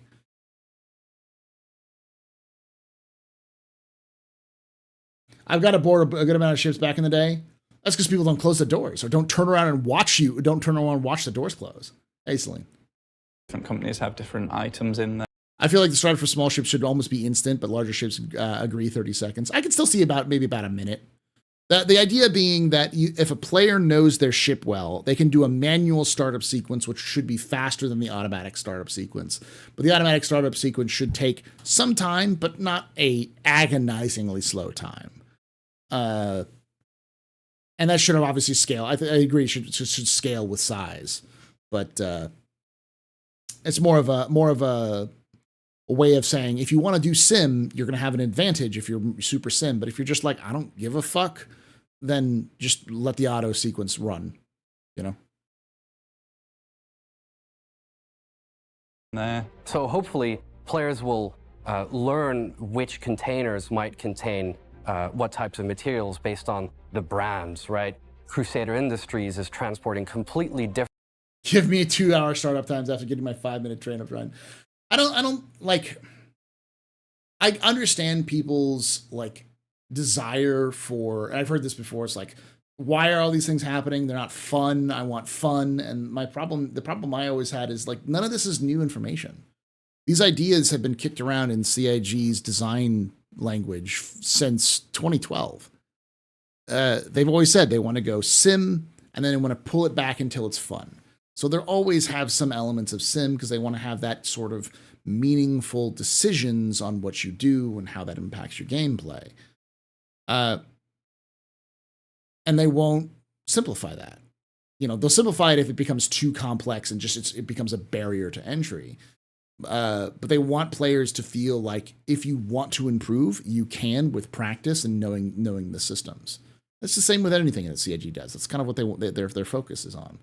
So while I get people being like, it's not fun, it's like, it's not what the game's designed to do. It never was supposed to be, this popcorn action, sort of experience.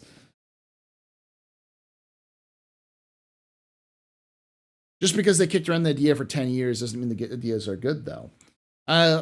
I would disagree, but I also don't think that every idea has to be perfect for every person. You're never going to get that situation. As long as it fits with the design scope and the ideas behind the gameplay itself. The problem that CIG has is that they get an aspect of that done and then they dump it in game and then they abandon it for 2 years and then add on to it later, which causes more problems, which is one of the reasons why CIG has basically stopped doing that with a lot of the gameplay features. The reason why we're seeing a bunch of salvage stuff come all at once is because CIG finished salvage for Squadron 42, so they're now letting it bout into to Star Citizen. They're porting it over to Star Citizen, and starting with the hull scraping and the components, and they're already working on the hull munching stuff and have been for a bit, which will probably come out, I wouldn't say 4.0, but maybe shortly after 4.0, probably get next year. So like pretty fast turnaround compared to mining, for instance. But prisons are a good example of the bad way of doing it, where CIG drops prisons and then abandons them forever and still don't really fucking work very well because they wanted to get prisons in because they were done, not because they had meaningful gameplay to go along with it. So that's always the problem, is you have to balance the gameplay intent with what they have. And often what they have is an ad hoc solution to a long-term thing they're trying to fix. Fun is an important factor of gaming, not necessarily. And thank you for bringing it up there, Luna, because I'll say fun is not the same thing as engaging. I know a lot of people will throw that word fun out, but fun is subjective. I don't find, I don't find JRPGs fun. or you know, a lot of those MMOs from like Korean or Japanese MMOs, fun because a lot of it is based around grinding. But grinding is an essential gameplay element of that region, and of of how developers think in those regions, because they want to get as much bang for your buck. The whole concept is, here's this $60 game, or here's this game that's going to cost you, you know, $30 a month, and we want to get you as much content as possible. So a lot of that is just throw in grind fests to make it feel like you're getting your bang for your buck, or throw in just lots of random encounters. I don't really like that. I don't find that a fun experience, but I know people who do, you know? So the key is engagement, is can you get the player engaged with what they're doing? And not everyone's going to be engaged, but, you know. Different. Devil's advocate here, but CIG doesn't really communicate the idea completely, so a lot of the community conjecture, as well as no good repository of future gameplay mythology to read. No, you're right. 100% Warrior. CIG is often their own worst enemy in these situations. It's just one of the reasons why we don't get a lot of shit is because CIG is chronically understaffed despite hiring, because they always have too many things to do and not enough people to do it. Again, CIG is their own worst enemy. Games should be rewarding. That can be the fun. I don't necessarily think it can be rewarding. I disagree with that, because there's an argument for a game that punishes you, that fucks you over at the end, that makes you feel like shit at the end, if it was designed to do so, because that's kind of an artistic intent, you know, pain simulators or walking sims, like for instance, stuff that there's not, you know, they're not necessarily rewarding, but an experience. That's why a lot of games these days, which people will call games, are called experiences, because they're not really designed as like a traditional game idea. So. Tarkov, yeah.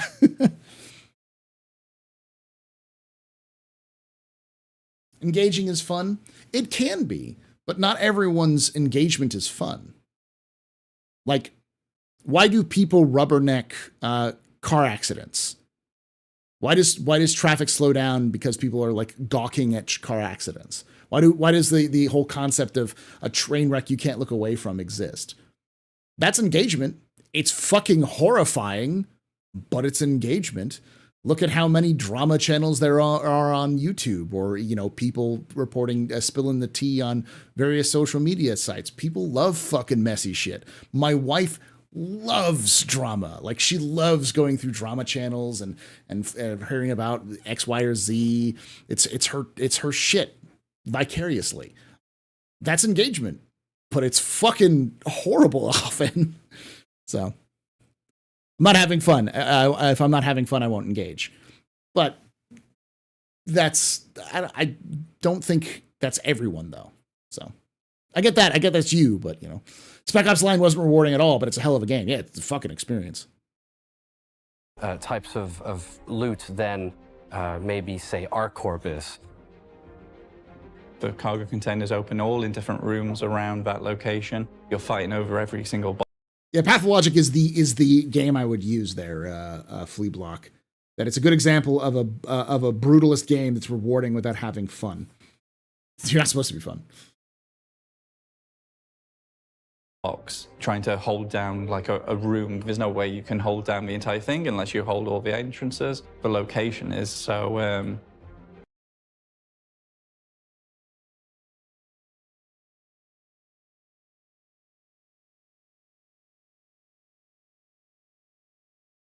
I don't remember who I was talking about. Oh, I don't even bring that guy's name up in there anymore in Remco, but like so much of a maze. You'll have people stumbling in and out of it, and lots of people wandering. You know. You're seeing a lot of doublespeak there. I'm I don't know how to put this. I get what you're saying, but like the basic concept is fun is subjective. Like what's fun for me is not fun for you necessarily. And there is a universal idea of fun, but fun isn't necessarily engagement. They're not the same thing. You can be engaged in having fun, but you can also be fun and not engaged, and engaged and not have fun.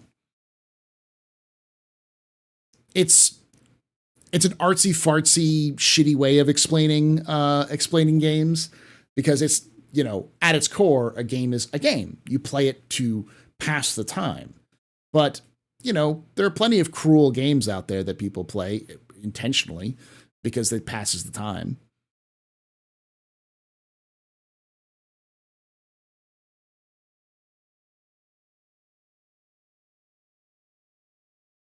Let's not use real life analogies for gaming. Why not? Human behavior is human behavior. Games and human behavior. You can't extract when people play games and human behavior. That's like the argument when I hear people say, you know, keep politics out of gaming. It's impossible. Like they're linked. It's impossible to differentiate those two.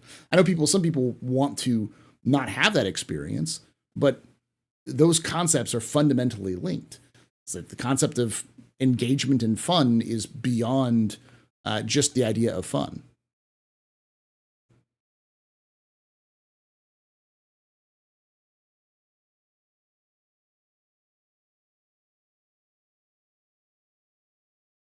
Dark Souls is another good example of rewarding and punishing. Yeah, some people enjoy Dark Souls.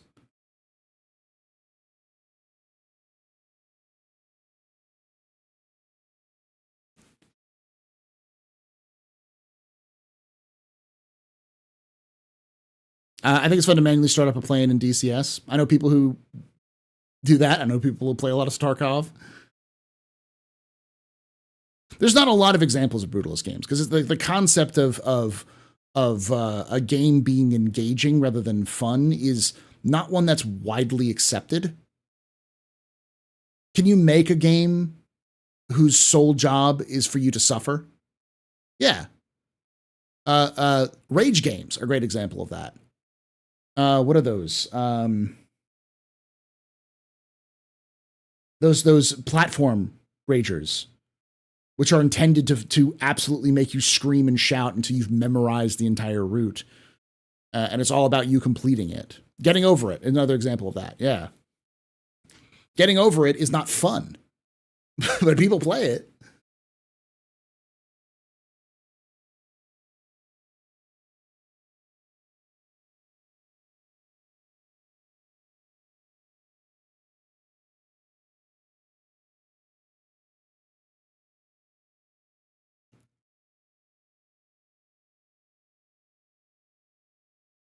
How am I defending CIG, Luna?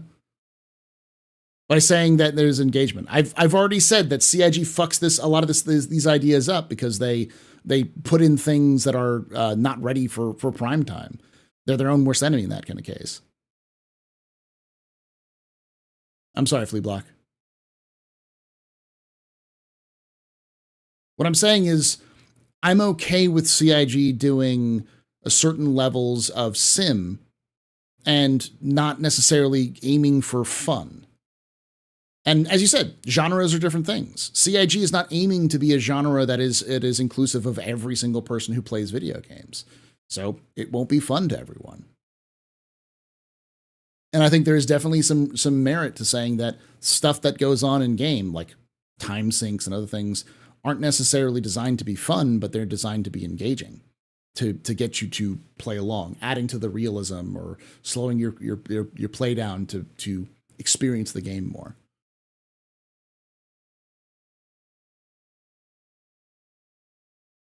I mean, 318 was just a giant clusterfuck. That was more of they had to add this thing in. It was just dumped it in and broke everything.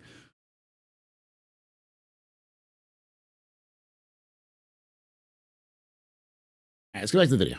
You know, oh, is this person here to steal a box, or is he just trying to get through to the next room? What we really wanted to achieve with this is give the players complete freedom of which side to take. You don't take a contract from Crusader asking for help, or from Ninetales wanting you to help them to take something. In future, when we have reputation-based hostility and you can make friends with these guys, they will be your cover. So I can see plenty of exciting PvP action that's going to come from this mission. So that's a brief look at some of the things the mission team has been working on recently. We can't wait to get in your hands, especially the ship trespass system. That's going to change the game completely. And yeah, I'm really excited. The point here is that CIG does the things that are a lot entertaining. True. But again, entertainment is also subjective. I'm not shitting on people who don't have a good time with CIG. I just hate the argument that X or X feature is not fun. It's like, it's not fun for you, but it's part of the experience that a lot of people signed up for, myself included. You know, time sinks. I actually do enjoy time sinks, because time sinks, especially when you're playing with other people, is a great way of communicating with your friends, talking with people, doing things in between other things. That's one of the things I really like about games like DayZ, and I haven't played a lot of Tarkov, but kind of like Tarkov, is that like a lot of times the spaces between the events can often be more memorable and interesting than the events themselves. Too much tedium is bad. I agree, but I also think that there's a space for tedium. About barge heist, so thanks for Chat's got some sand in their pants today. It's also that time of the year where like CIG bad is happening, so watching. Of course, as always, you're going to want to check out the public roadmap at the robertsspaceindustries.com website for details on when each aspect of their continuing work gets scheduled for a specific release. And as for what we learned this week, I wonder if that's the actual person they did that again. well, we learned that more platforms means more opportunities for adventure across the gaseous surface of the planet Crusader. That salvage gameplay. Oh yeah, I'm a white knight, Luna. Because I say that that there are some problems. Yes, totally. I mean, galloping in on my white knight to defend CIG's honor by saying that they fuck up by dropping shit in before they're ready. Unless I'm absolutely critical of the game for 100% of the time, I'm white knight. I'm shilling for CIG.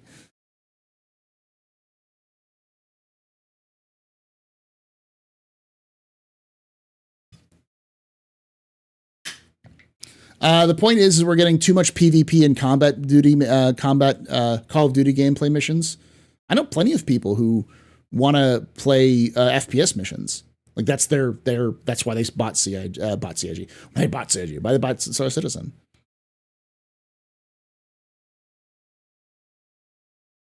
Let's finish up. It can be utilized in interesting and creative ways to create new mission types. And that whenever that trespass system comes online, a new day for shipboarding PvP arrives with it. Yeah, it's one we've all been waiting for. For Inside Star Citizen, I'm Jared Huckabee. Thanks for exploring the process of game development with us, and we'll see you all here next week. Luna, I think you and I are both saying the exact same thing, but in different ways.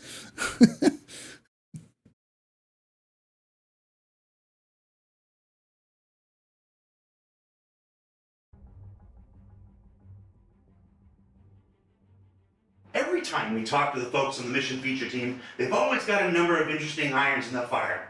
And they pursue work on the upcoming Alpha 320 and beyond. Updates on a few new features they're working on, including one improvement to the new law system that is going to be a long time coming. You're going to want to check out the public roadmap for robertsspaceindustries.com website. That salvage gameplay can be utilized in interesting... Go away. I can't work in these conditions.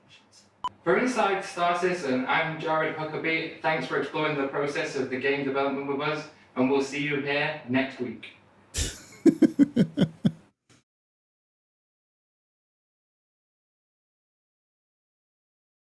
Turn everything back on. Yeah, CIG bad until Citcon is over. Then we have about 2 months until CIG bad again. Yeah, that's pretty much the cycle.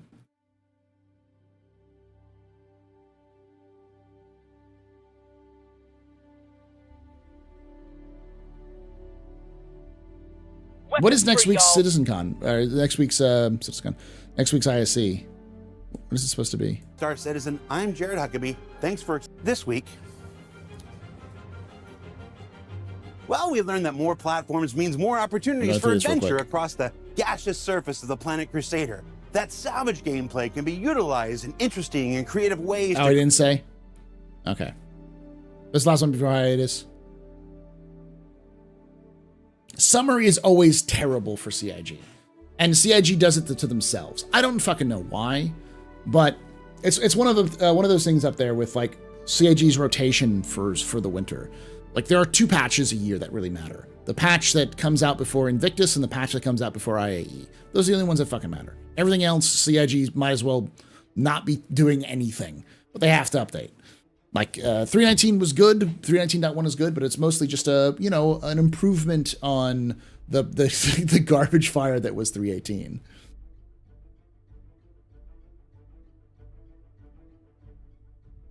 And then they do CitizenCon, which still seems... I'm torn on CitizenCon because, generally speaking, I think CitizenCon's a waste of backer money.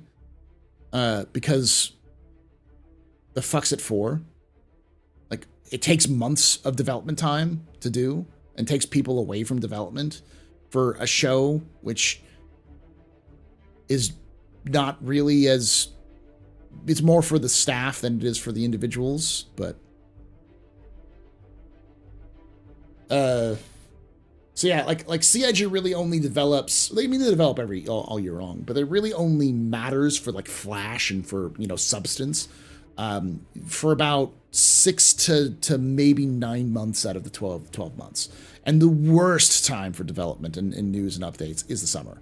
Between the end of Invictus and the beginning of CitizenCon, between like the June-ish to about September-ish, it's like you might as well just go follow other games at times. Because just there's information that comes out, but you're not going to see any kind of like major patch release. You'll never see a major patch release in August. Like maybe when the game is fully out, but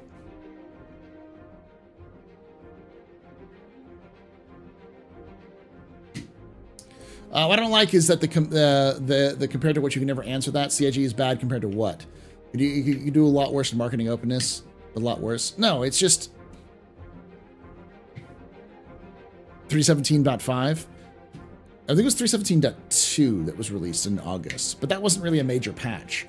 That was like 319. Like, yeah, it's all right. There's some cool stuff. But like, was anyone here looking desperately for 319 in any way other than fixing the crap shoot that was 318? Like the biggest hype I've seen for 319 was 319.1 because people could actually play the game again.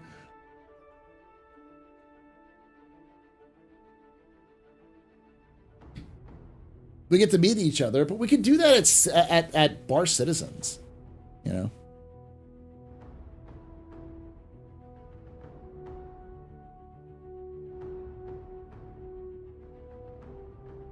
Sketch, dude. You're just going to be arguing in circles.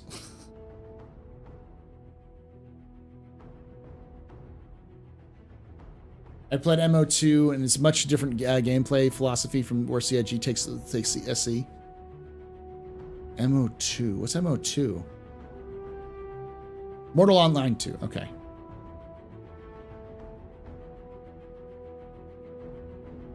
No, they take about a month off in the holidays. They actually have a 3-week vacation or 2-week vacation. And that was 317.2. I mean, 317.2 was fantastic in other ways, but it was like no one talks about 317.2 positively because no one remembers that the big thing that came with 317.2 was 100+ player servers. That was it. That was really the thing. I think it was Siege of Orison as well, but that was the only real things that were there. Was an event and, some unintended advancements. Character name updates held. Yeah, for 319? Yeah.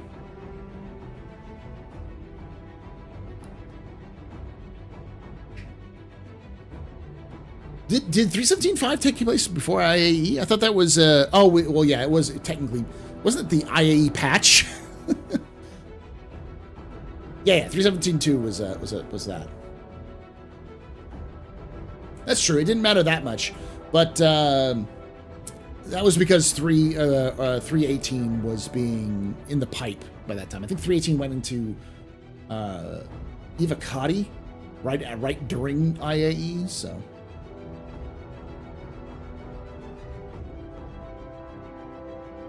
It's harder to meet each other in Alaska. That's true.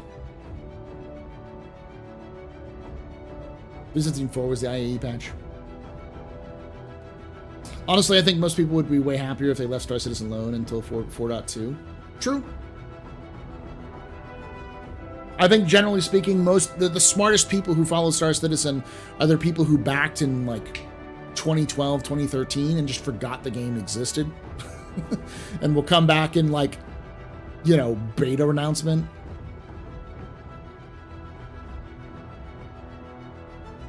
Wasn't 3.17.5 for Valentine and New Year's Day? I don't remember. How many iterations do you expect 3.20 before 4.0? I think they'll do a 3.21 if they have to. I don't think they're going to do they're not going to do the 3.17 shit again, where they're doing like every patch comes out as just a variation, or supposedly a variation of the last patch. I'm still fairly confident that CIG will have 4.0 in some form before the end of the year, but I'm not confident as to what. The minimum I would see is, I'd guess, would be something like an Ivacati release, which would mean probably a 3.21, especially around IAE. But we also, last year, for instance, we had heard a lot of information about PES being tested and working this time last year, and that took that released into Wave 1 PTU in like the last week of December. So the fact that we haven't heard shit from Chris about server meshing, which would be something they shout from the fucking rooftops if they got the prototype to work, and it's almost the end of June, tells me, yeah, it's getting harder and harder to believe that 4.0 is going to actually be in any way, shape, or form, since they've been completely radio silent on any of that progress for 6 months now.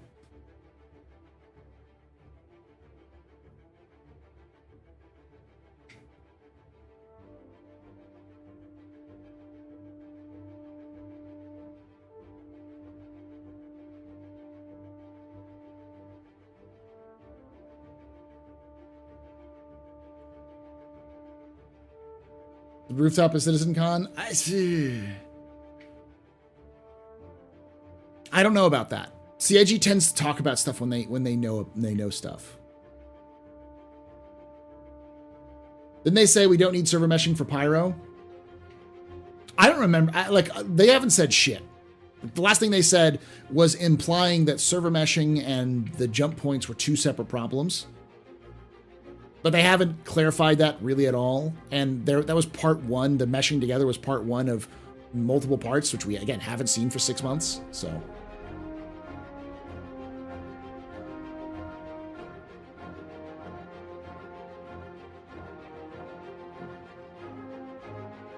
Sisters or Necrons, which way to go? Necrons have more units to go for, but Sisters have an aesthetic quality of their own. The issue I feel is not meshing, but supportive services like Matchmaker, I believe. Yeah, it's decoupling the persistent entity, or not the persistent entity, it's the replication layer from the servers, which is, as far as I understand, is a prerequisite for meshing, and things like the matchmaking service. Those things need to be put in place before the meshing itself happens. But the fact that we haven't heard anything update on those for months as well tells me that CIG is not ready to go yet. I believe CIG said specifically that 4.0 was going to be the Pyro patch. They were saving 4.0 to have it be for Pyro for the second system. But the implication was always that they needed to have server meshing to get Pyro in, otherwise it would have just been a waste.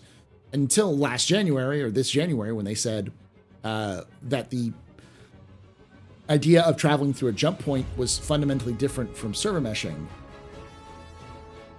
which implied that you could do that without server meshing. But it may have also just been, it's not the same problem. You still have to have 2 different servers hand off, but...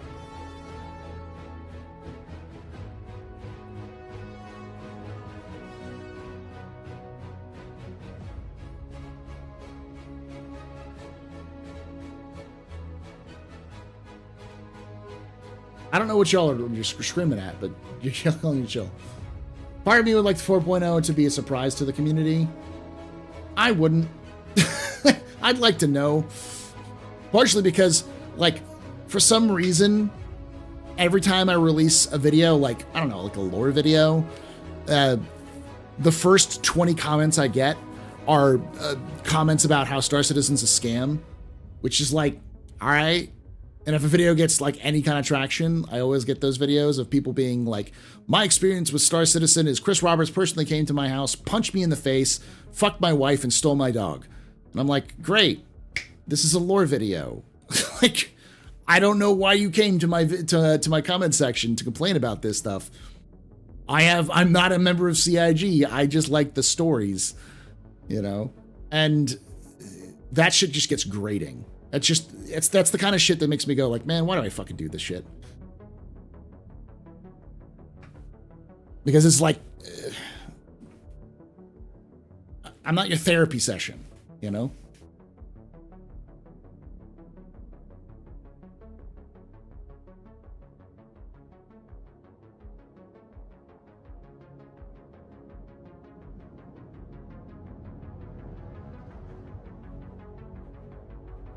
They were complaining they couldn't fit anything more on the servers without server meshing. I don't remember exactly what the case is, but I know the concept is that they can't put, they need to split up the entities per server to be able to increase the number of entities they can put per server. Like, they're at the limit of the number of entities they can do. Now, optimizations can improve that, and, you know, they've worked on some of that, but they're eventually going to have to silo off portions of systems to different servers in order to, like, have them exist. Like, there's no way you could have all of the entities that exist in Stanton and all of the entities that exist in Pyro on the same server. That's just too many.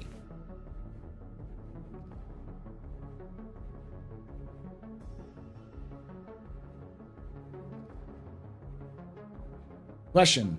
Do we know about tomorrow's SC live stream is about? I don't, SCL, I don't know what the SCL is about.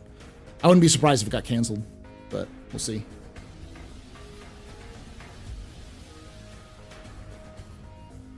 Servers need to be responsible for smaller and smaller parts of the universe. Yeah, they need to kind of continue to have that in order for Star Citizen's concept to exist. Question, you might have already said it, but I've heard talk that something big is coming for CitizenCon. What do you think it'll be? If you had to guess. I don't know, but my tinfoil hat conspiracy brain says Squadron 42's announcement.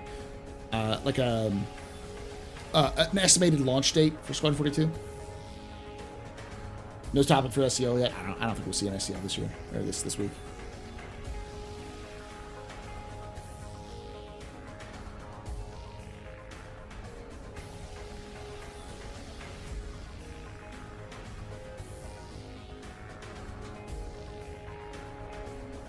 I think, so, if we're going to go down conspiracy lane, none of what I'm going to say is me predicting the future, nor do I expect this.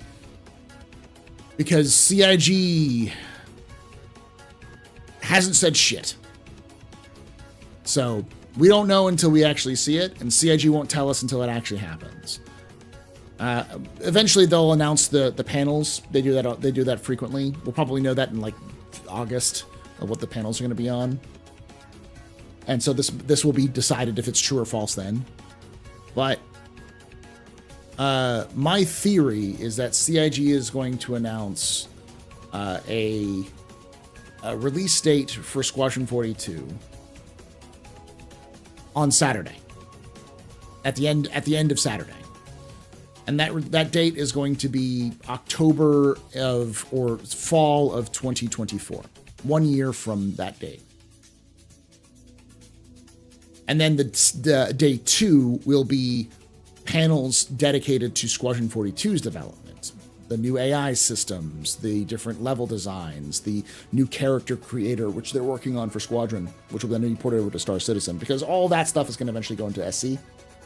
So it's all stuff like previews for stuff that's being wrapped up or being finalized for Squadron, or has been finalized for Squadron, which is in the process of being ported to Star Citizen. What's so wrong about a load screen that looks like a jump gate into a new system? It's a lot of work for not a lot of payoff. Because a loading screen to get from one system to another is just a Band-Aid fix, which they're going to still have to put a lot of time and effort into. Probably 6 months of effort into that. And the question that CIG is always talking about is it worth doing this now? They don't often talk about this, but because they don't want to.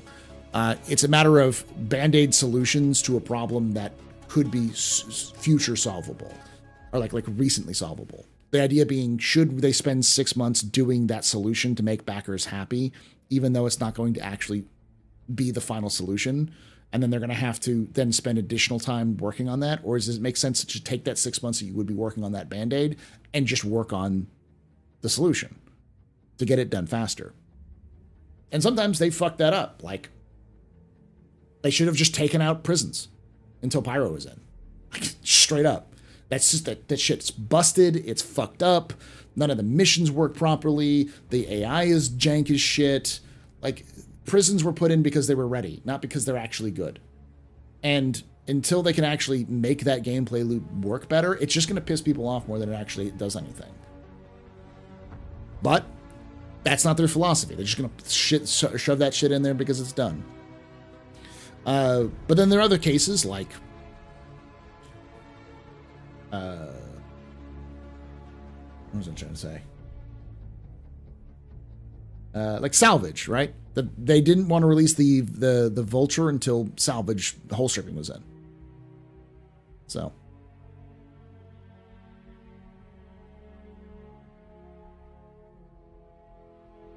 Tinfoil hat on, yeah. Now, I also don't think that Squadron 42 is actually going to release next year.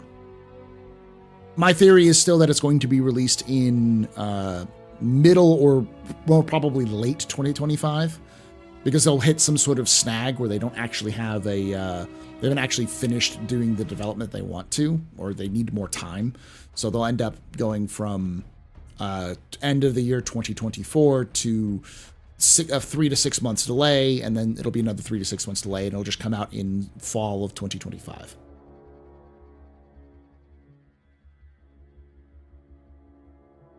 Big Squadron 42 news is close. Yeah, whenever you bring up Squadron 42, a lot of people get very twisted about it, because CIG has just, since only very recently has CIG shut the fuck up about Squadron 42.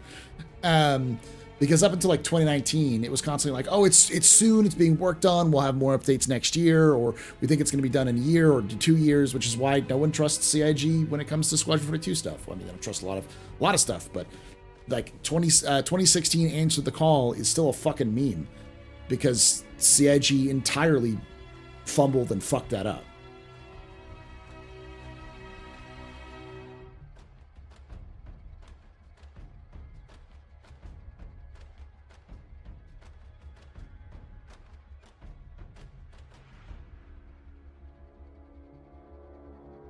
Paul, before prisons, griefers would just endlessly respawn. There are ways of doing that same thing there, Fishy. Whereas, like, force you to go to Grimhex if you're a criminal, and then give you increased timers. Increased ship timers.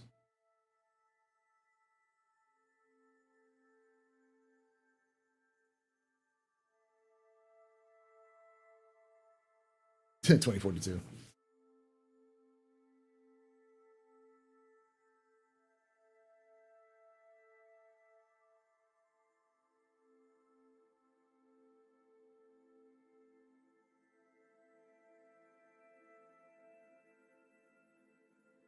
There are ways to deal with the problem. And I understand the concept of why can't a loading screen between systems be why can't, you're saying there, MP? Because that's not the design. The design is to make the kind of area between systems part of the gameplay. And I can see why.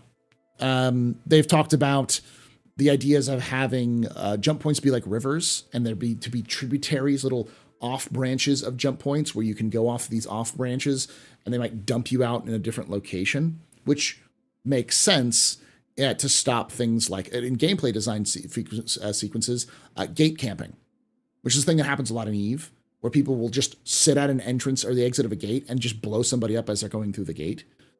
That will happen in Star Citizen unless there's some sort of way of getting around it, some sort of meaningful counterplay to gate camping. So you need those sorts of systems to exist.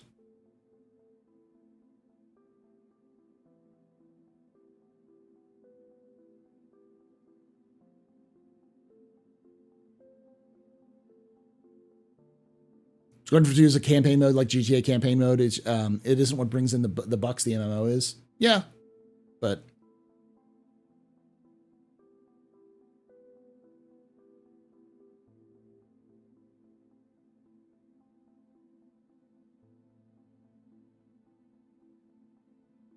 still butthurt? You're reasonably butthurt. Like, let me put this. Look at me, chat. Look at me. Look at me. You're allowed to be mad at CIG for fucking up Squadron 42 in terms of like the handling of the information. They have bumbled it. They have entirely bungled it, and it's Chris Roberts' fault.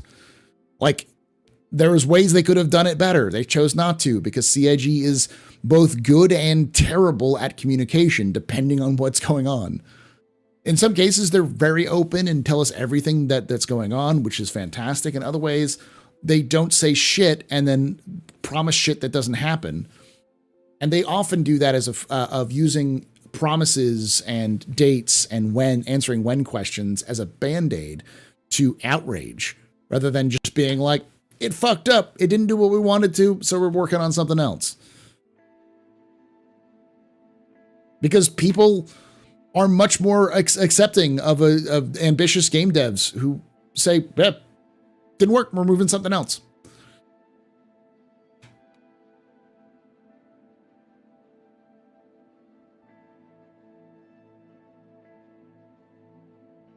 Doesn't mean I'm not excited for Squadron 42, and I'm really hoping that Squadron 42 does well. And I hope it's just a fun game to play in general. But CIG's bumbled the PR on it.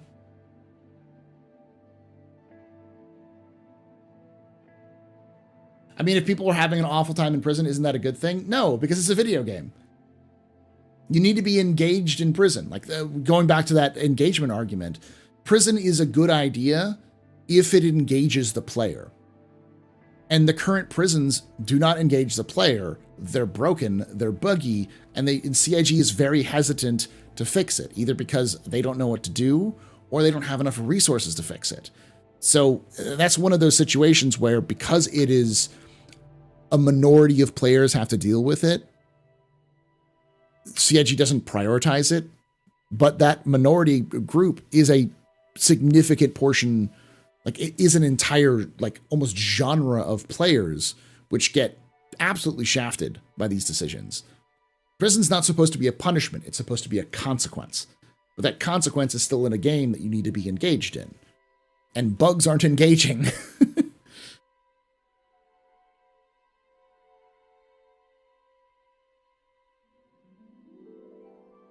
I say shift 100% of the development to the PU and put Squadron 42 on the shelf until the PU's magnitude's further along. We've had this conversation before, but I'll say it again because I think this is an important one to say. What's holding Star Citizen back right now? What's the major thing that CIG needs to do to Star Citizen to improve the game, to make the game more the way it was originally pitched to, or the goal that they're supposed to?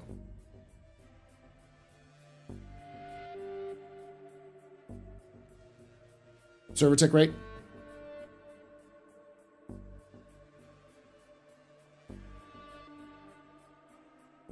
It's a terrapin of gameplay loops, yes.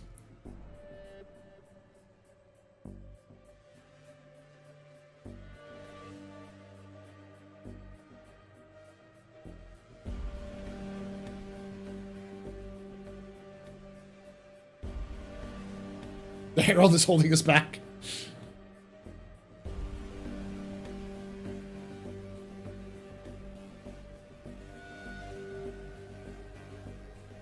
Would I be would I be mouthing off if I said that the most important thing that CIG needs to do is to focus on, other than say bug fixing, is to focus on server meshing and other systems, right?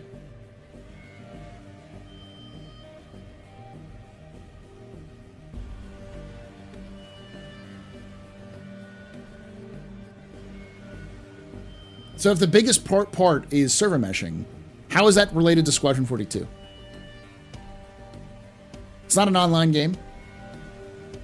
And you may have mesh servers in Squadron at some point because CIG likes to take as much technology from one game and put it into the other because they want to make them as close as possible to make the porting process of stuff from one to the other pretty easy. PES is an example. They've adapted that to Squadron, even though there's no servers. No backend it needs to serve to other than the game itself. Server meshing is the most important thing, right? And it has nothing to do with Squadron. And because it has nothing to do with Squadron, like, Squadron isn't holding back the Star Citizen. Star Citizen is holding back Star Citizen. Like, that's the reality. What's holding back, what we're being held back for in terms of development with Squadron 42 is gameplay stuff. Like the new movement system, the new EVA system, the new star map, the new HUD. But none of that really matters in Star Citizen, or like the new AI. But a lot of that stuff doesn't matter until server meshing is in, because the game can't support it. Fishing is the most important one, yeah. Depends on whether they want to keep prison a punishment. In some Korean MMOs, playing Outlaw Pirate is playing on hard mode. Way less income, no safe zones, jails designated to punish you for murdering players, but you're free to fight and govern like a rogue pirate nation. The best way I understand of how CIG's plan for piracy to be is very much the same. A hard mode. It's supposed to be a hard mode, but it's also supposed to be a high risk, high reward. And even while you're in prison, the goal isn't to just have players log out because they're going to have, a certain number of hours in prison. The goal of prison is to be a full-fledged gameplay loop. CIG has said that. They want it to be a full-fledged experience that people will play. If it's not exactly what they want to do, it will give them an advantage. They can improve reputation with certain outlaws, or they can do missions or events in prison. They want it to be a part of the experience, not just a punishment for fucking up. And until that's the case, it feels really arbitrary.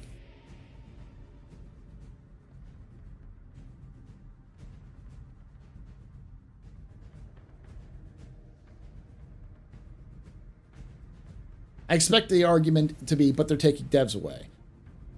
But there's all of the devs that are working on Squadron aren't, or the devs who are working on server meshing aren't Squadron devs. They're working on Star Citizen.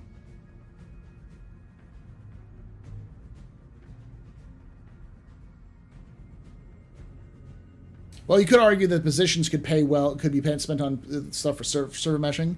That does make sense there, Five Stripe Gunner. But it comes up to the other problem, which is the too many cooks situation. Anyone who's dealt with code knows how a pain in the ass it is to try to work with multiple people in any kind of programming situation, because everyone has to learn how to code in each other. Everyone has learned each other's code and how we code. It's like 5 people trying to write a letter in the exact same format with the exact same handwriting, the exact same syntax, everything. It can be done. It's just complicated and takes time. Not too different. And on top of that, that's assuming that you could do a one-for-one, that there are people out there who know how to do things like server meshing and could be hired at the same price as the cost of an employee working on something else, which isn't the case. It's assuming equal amount of distribution. There isn't an equal amount of distribution for people who are experts in server meshing. Last I had heard, that sort of stuff is super rare in video games, because people who can work on internet connectivity issues or stuff like server meshing can make far more money in the private sector in like business and other like software apps rather than gaming. So it's not really a lot of people who work on that situation.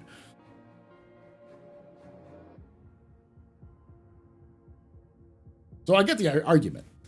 But the problem boils down to there's a lot of other factors that people don't take into account.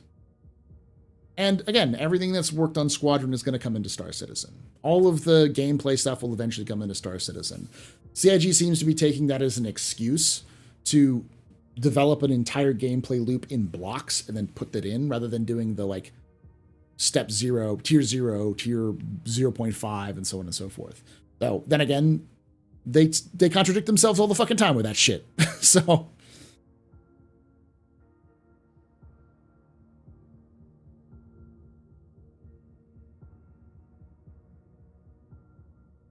server meshing is holding back the PU, but Squadron 42 is holding back content and the mechanics that will, even if it comes over eventually. But a lot of that content can't even work until server meshing's in.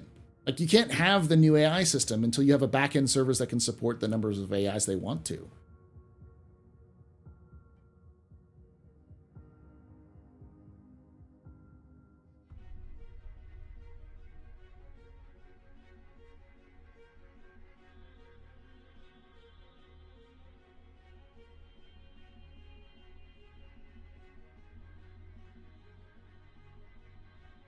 No, but we could have armor and master modes.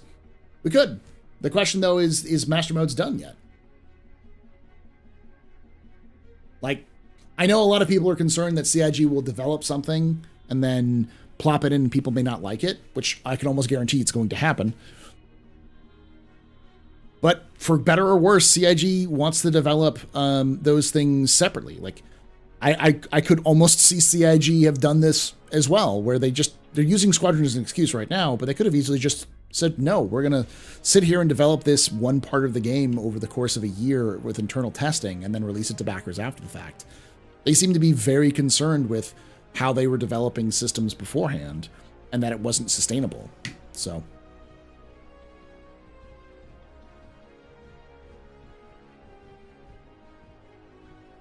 nobody knows how to make a BMM, but they're willing to let them figure it out. Server meshing is a problem that needs to be bought, that needs thought hours. I wish they spend more money to put in Star Citizen on Star Citizen. I get what you're saying, to Five Stripe, but I think that's coming from a perspective without it's coming from a point without the perspective of having people willing to work on that problem. Again, even if you have people who don't know what's going on, to be learned how to do that, they have to learn a bunch of other things. A Benny Merchantman is a designer, so somebody who can, an artist, for instance, like a designer, somebody comes up with an idea, is an artist, and ship systems. The Benny Merchantman is a ship at the end of the day, and the Benny Merchantman as a ship is still a ship. They've made hundreds of them. They know how to make ships. It's more of a design issue when it comes down to art and making things work right and with other concepts. But just because having more people on, say, the ship team won't make the Banu Merchantman come faster either. There's also gameplay aspects which aren't worked out yet, like player to player purchasing or even player to NPC selling, sorts of things. But like, there is literally a limited number of people who work on online connectivity stuff like server meshing in the game space.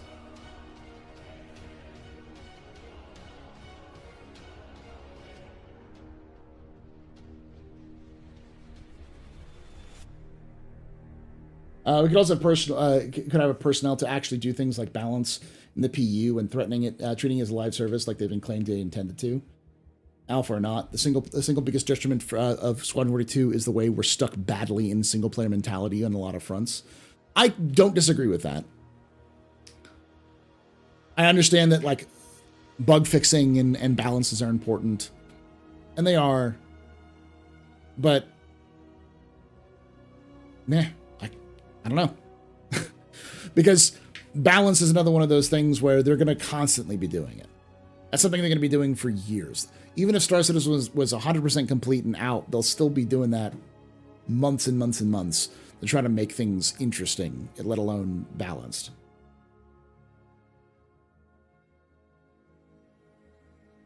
I would definitely sacrifice Squad 42 for them to learn the necessary lesson. The live service, you balance the patch. You're not going to patch what's coming in for a year and a half from now.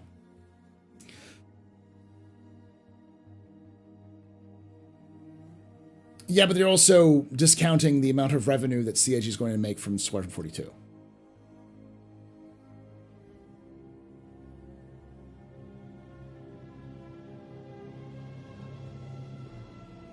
Server tech will catch up. Release in 5 years.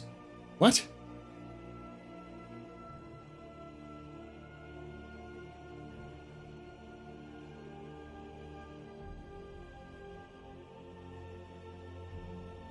Question, do you expect Star Citizen player could move on to Starfield for a while when the game comes out in September? I expect a lot of people to do so. I'm going to do it. I'll be covering Starfield as well, Starfield lore and stuff, and I'll definitely be playing it.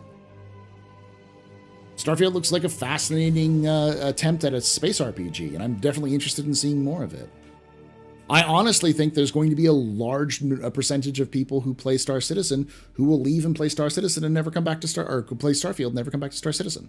Because there's a lot of people who have an idea of what Star Citizen is going to be, who've realized it's not that, and will move on to Starfield. And they'll enjoy it, and they'll stay with Starfield. That's what happens with every game. But I also think that there'll be more people who come on to Star Citizen as CIG wraps up or starts improving some of the aspects of Star Citizen, performance, number of players, more features, so on and so forth. And there'll definitely be a lot of people who play Starfield and come back to play Star Citizen. That's literally happened with every space game that's released in the last 11 years, so.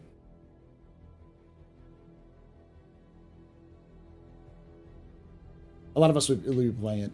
I know Jake is mildly interested in it, but he doesn't necessarily want that, so.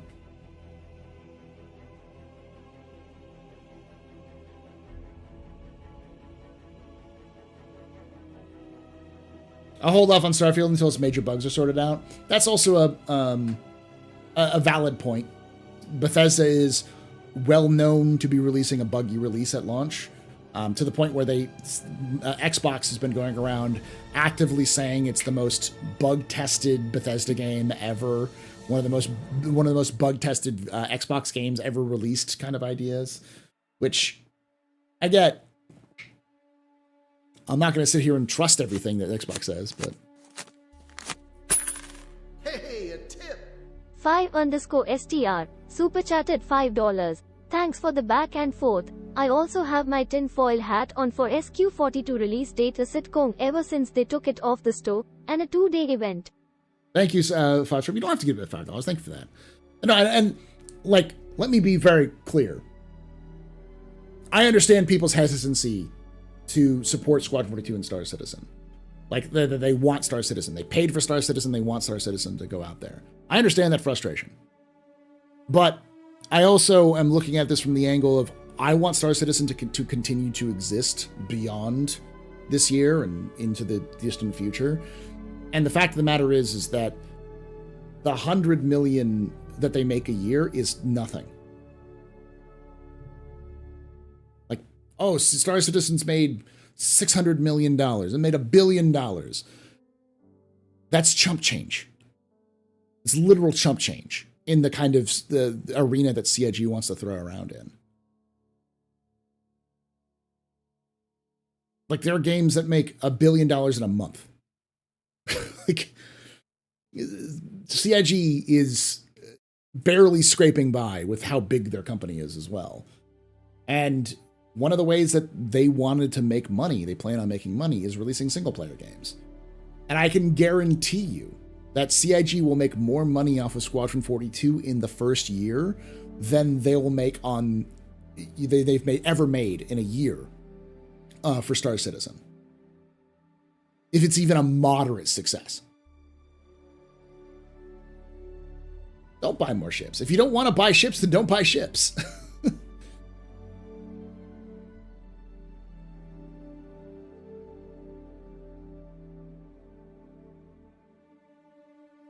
I don't see Squadron 42 recouping its costs. It doesn't really need to recoup its costs.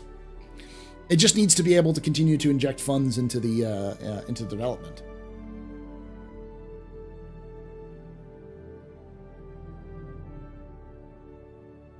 And I think long term, Squadron 42 will recoup some of its costs.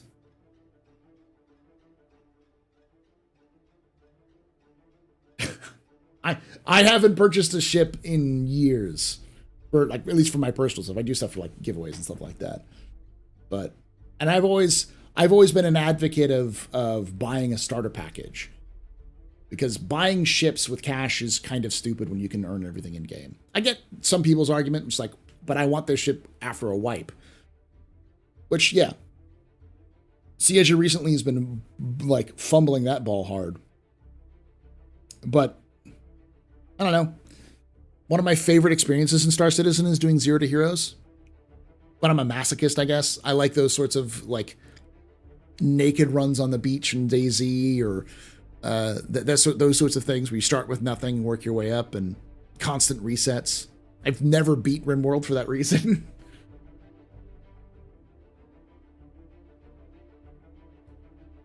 I think if Star Citizen CIG gets server meshing actually figured out, they can lease out that IP for way more than Star Citizen will make. I don't know if they'll do that or not. I doubt that CIG has got the power. At least, maybe I'm underestimating CIG, but I don't think they'll have the ability to license out the server meshing stuff, because it's not really revolutionary. Server meshing has existed for a while. The persistent entity stuff is probably a little more, or the dynamic meshing is probably more. But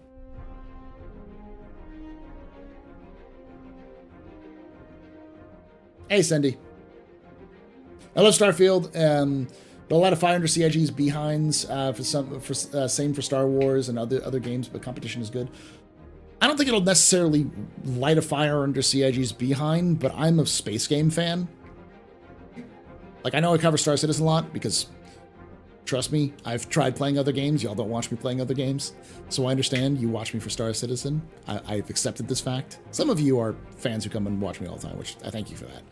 But I like space games. I like space in general. I'm a space nerd. I grew up,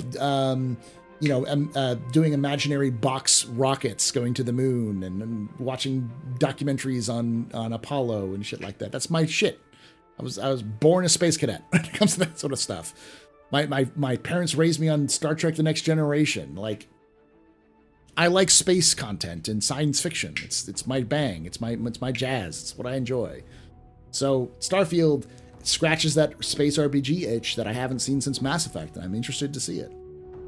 And in general, I think more space games that are good, that release well, will bring more people into the genre looking for similar stuff. Just like my dumbass watching a really good anime and then trying to find something that hits that same high and goes through the fucking list at Crunchyroll or High Dive or a Hulu or Amazon looking for something that's similar. Happens all the time. Everyone does that.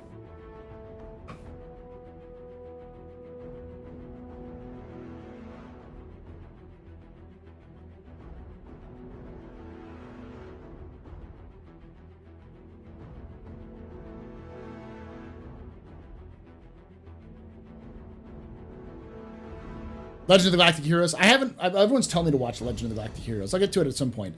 I've also heard it's incredibly dense. So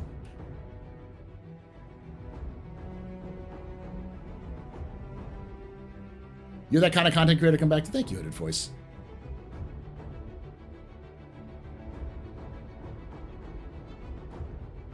If Starfield mods start rolling out, the PU hasn't made significant strides, they will be in trouble. I don't necessarily think CIG will ever be in trouble with Star Citizen. I've heard that, and take this as it's intended, not as an insult. I've heard that before. I heard that with Elite. I heard that with No Man's Sky. I heard that with fucking Call of Duty Infinite Warfare, by the way. I've heard it from Mass Effect Andromeda. I've heard it from, like, so many people saying insert X game is going to put Star Citizen in so much trouble. CIG is going to lose people and they won't come back. And it does happen. People leave the game. But other people come in and, pick it up themselves. And people come back.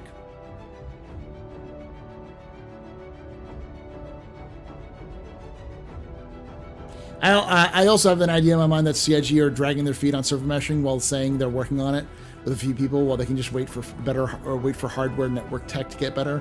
I don't think so. I think they're definitely working on it, but I think the biggest issue right now is not the server meshing itself. It's all of the other shit they got to do. Because it's just taking them longer than they planned.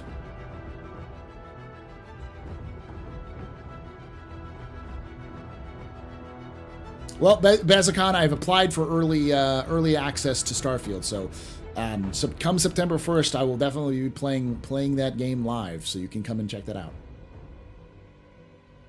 Tribalism is bad, competition is good. Rising tide floats all boats. 100% believe it in almost every single way, shape, or form. As long as you're not doing dumb shit, like actively fucking over people or your community, then, you know, you'll get by. That's the truth in content creation. It's the same in video games. People play video games because they enjoy video games. And if they find a video game or a genre that they like, they're going to find stuff in similar genre or style. How badly you are waiting for Space Trucker? You have no fucking ideas, Fishy. I am super hyped about that game. That game looks fucking amazing, and I want to buy it. I want to play it.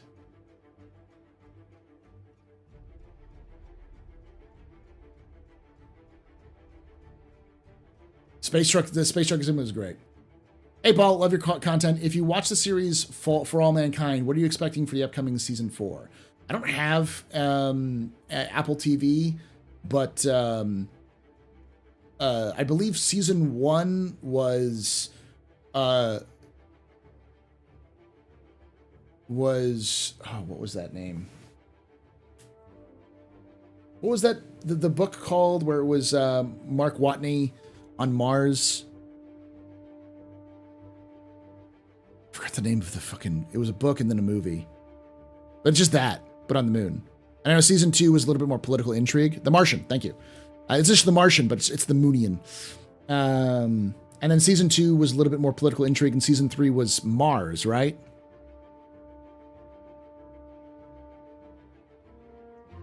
So my guess is that if I haven't seen season 3, so I don't know how it wraps up, but if it wraps up similarly to the other seasons, then I could see season 4 being Jupiter.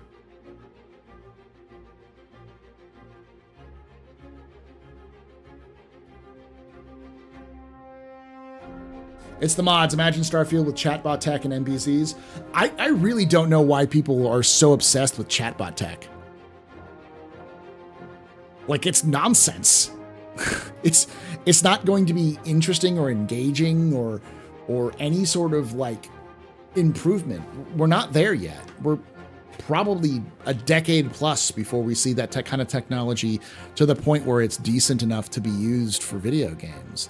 It's a novelty at this point, but I've played enough with things like Chat GPT to know that it's not interesting or unique. It's not engaging. It's just content. I've heard No Man's Sky's gotten pretty good. The Starfield mods will be fantastic. Oh, God. Yeah, I did, Max. I'm not going to talk about that too much. I'm not, and this is not me saying that AI is garbage or terrible. It has its place and its purpose. And ChatGPT does definitely have its place and its purpose. And it has its downsides and things that people think it can do that it absolutely won't do. But I'm not on the hype train that ChatGPT is going to fix all our problems. So many boba mods. Boba or boba? Like boba or boba?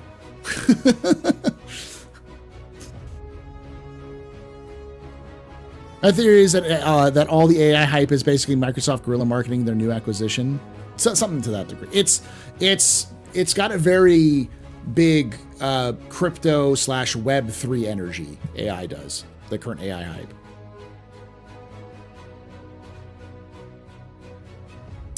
Now, don't get me wrong. You could use that technology to do interesting things with video games, but you'd still need writers to produce content that you could feed an AI system like that, specifically to spit out interesting and unique objectives and such. And there's definitely merit in exploring that going forward, especially when development for video games is taking longer and longer and the demand for content becomes higher and higher.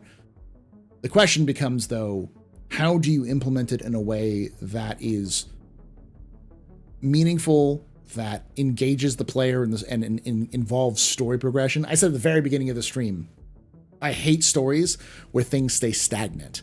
Things need to change. Character needs to change, or the plot or the universe around that characters need to change in order for someone like myself to be engaged.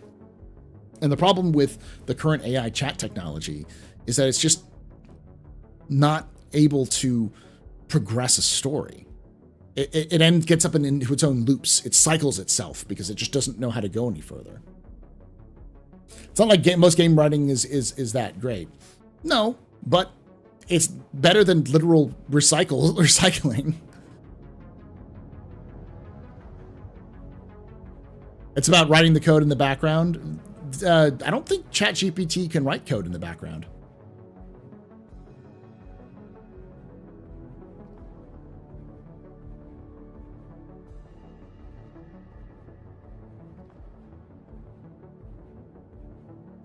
I can't wait to see Boba flight suits.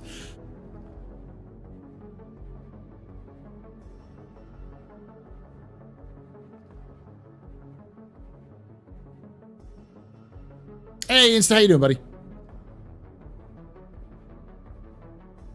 It can write code, but it can't program.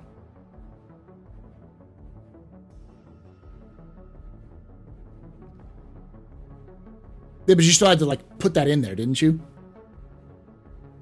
Yeah, and the fact that it's plagiarism, a lot of this stuff is just stolen from stuff. It's not like we don't have 50 plus years of data from gameplay story to feed them. But that's not the same, though, Cyberwolf. Like, you can't just take all of the plays of Shakespeare, turn it into a chat GPT, and have it create a unique Shakespeare play. It's just going to recycle Shakespeare. Because it's all it can do is take what it has and recycle it. It can't come up with new ideas. You're still going to need a writer. Now, that doesn't mean that you can't have writers come up with some very basic plot points, some structure, some individual characters, and then...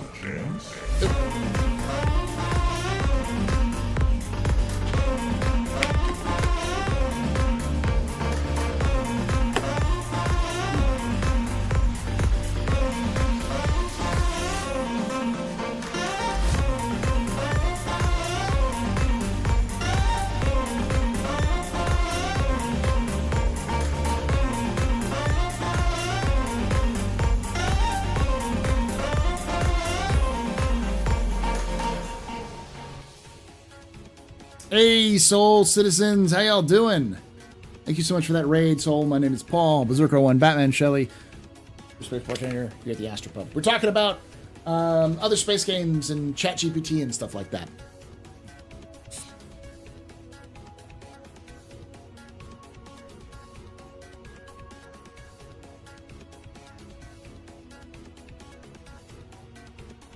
Have you seen the Skyrim mod with chatbots? I have. It's still very plain. You know where that's a CitizenCon? I'll bring it to CitizenCon for sure. It's basically a survey says bot. Yeah, it's not like I'm not saying AI chatbot bad. I'm saying what you put all the Marvel producer AI making a script like a producer, I don't think that would happen. Like, so what I would do if I was to see what I could see in terms of this technology, let's use Star Citizen as an example. Star Citizen has a abundance of lore. Way too much lore. Take away my spaceship. Indiana Sam. Take away my space suit. Suit. You can even take away my space lasers. No pew-pews. But you can Never. ever take away my space game.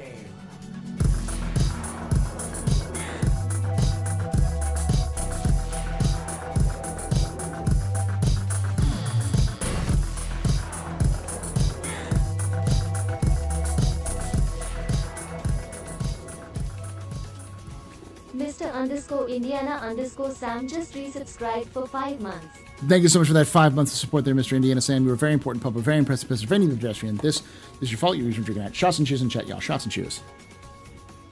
AI only works to create prototypes or ideas and get writers to build around that core. I'm thinking more like the reverse. Like, take what Star Citizen has right now. CIG has an abundance of lore and ideas. What they could then do, if they had the money and time, was take a lot of those ideas into something like a ChatGPT kind of proprietary version of that, and feed all that information in and see what it comes out with. Or come up with blocks, like story blocks. A, B, C, D, and E for a mission. A, B, C, D, and E for like character. And you basically just random generate things through that AI system and have the AI have blocks of words that it can pull from to generate interesting stories or background for characters. But what I just described is entirely possible with modern technologies that have existed for much longer than ChatGPT. But you can do stuff like that, which would work. But you can't learn the lore by talking to NPCs right now. In terms of with ChatGPT, you can't do that because it doesn't tell you lore; it tells you nonsense that the lore is fed into, and the system will lie to you. So, like, it'll tell you very basic facts that you could learn through other means. Just a fancy word association album, yeah. It's not bad. It's just understanding what it is versus what it isn't. It's not accidental, but systematic. There's no real choices going on. Yeah. I seen a video today where someone was playing with the Unreal 5 Matrix demo with NPCs using AI to respond to his voice, like passersby. It looked great. You can definitely do stuff like that, yeah. But you're never going to have that experience with ChatGPT.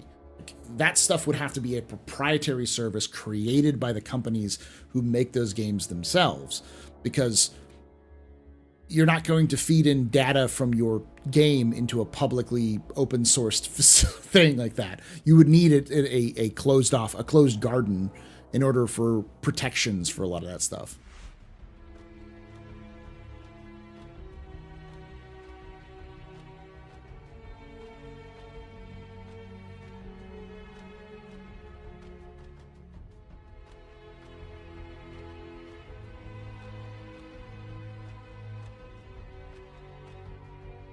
Yeah, but you don't need ChatGPT for that, there's Sai.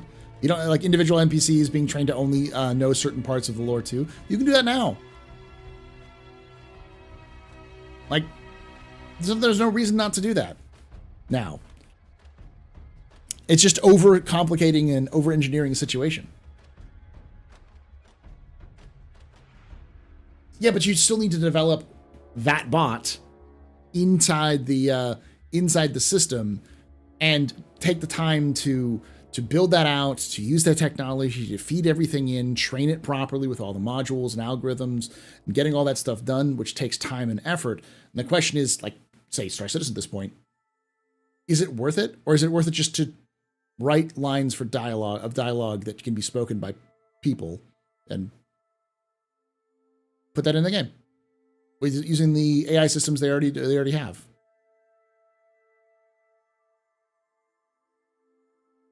It's a lot better and accurate than its limited subject like game lore. Yeah, but it's not replacing writers.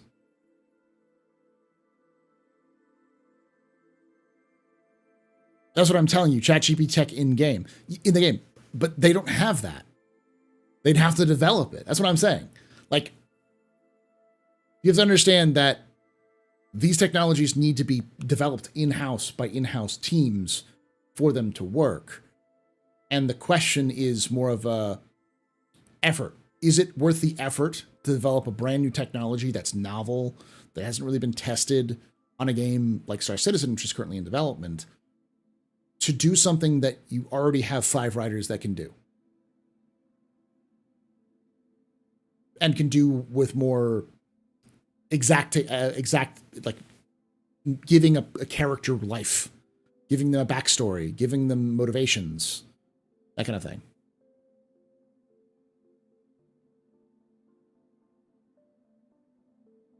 But the problem about that side is that it will eventually be predetermined set of lines. It will constantly recycle itself because it can only know what you feed it.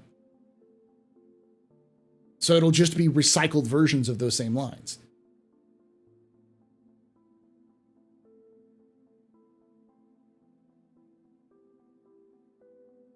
I'm not saying it's a bad idea. I'm just saying it doesn't work with a game like Star Citizen. It's just something that's we're gonna have to see in the distant future. That's why I don't think the hype cycle is really justified. Hey, I hope so. I just also don't want to see this idea that you can replace writers with AI, because that's stupid. As long as it's stuff that's making the developers' lives easier and making things cost less for developers and giving and improving the experience overall and making things faster, I'm okay with it.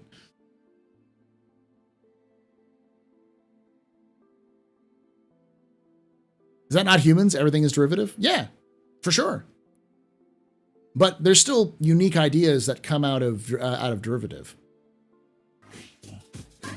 Hey, Indiana Sam.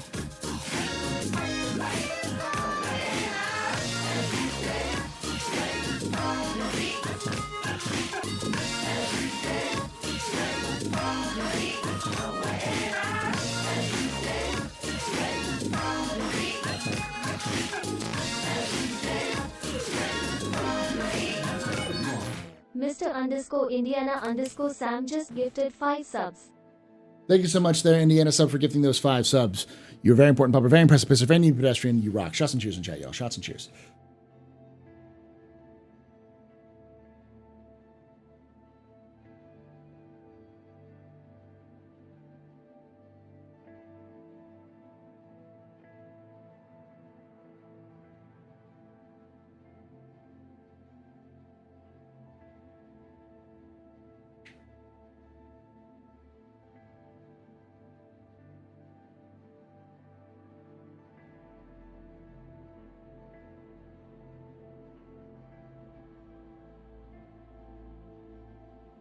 Good boy.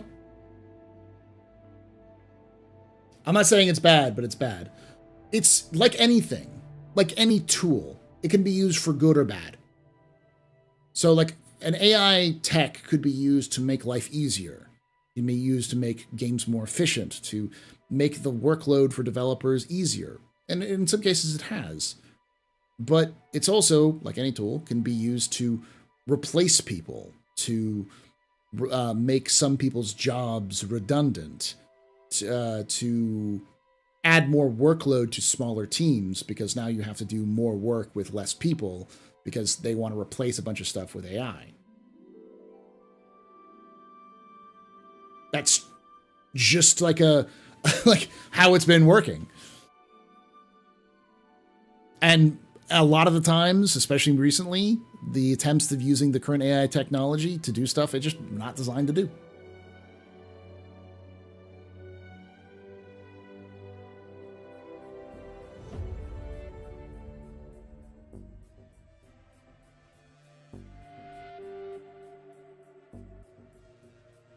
Yeah, but I'm not a big fan of AI generated voices, because that's a completely different. That's more of a moral issue, where like, at what point are you just stealing people's likenesses?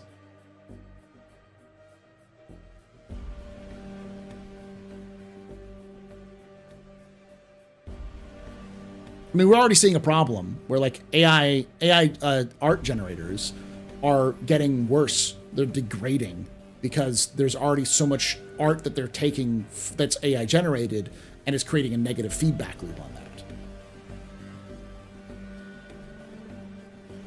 But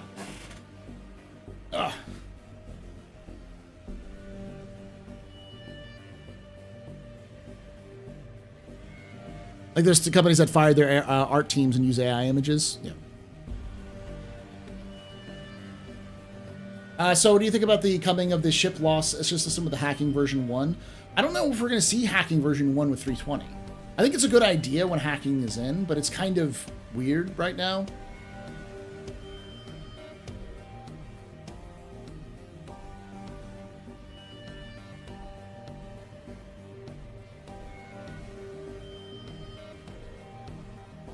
The printing press replaced book copiers. Yes, but it didn't replace monks. Monks still existed.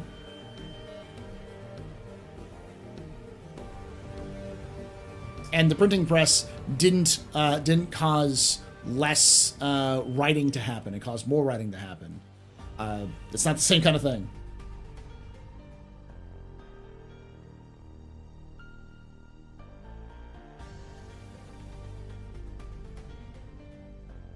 I've heard monks exist today too, yes. But their main role in the Middle Ages was to, and through the Renaissance, was scripting, like copying books and stuff like that.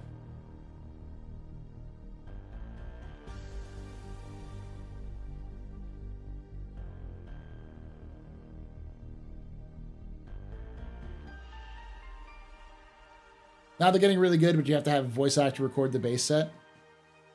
Yeah. And I'm not a big fan of using that to replace voice actors. Just pay voice actors, you know.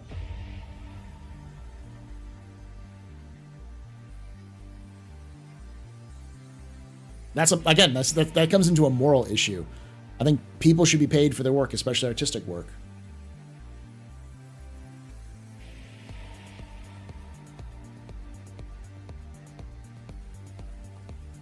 Well, the AI will be limited to things that are in the game world, not asking about what they think about current presidents. Yeah, but you can just do the same thing with writers. And writers can create interesting characters and interesting worlds, even with like background AI. You know, with the city guards. You can still do that. But at this point, we're just talking in circles, because I'm not going to convince any AI bros that the technology isn't the second coming of Jesus. And y'all not going to convince me that, like, of the same idea.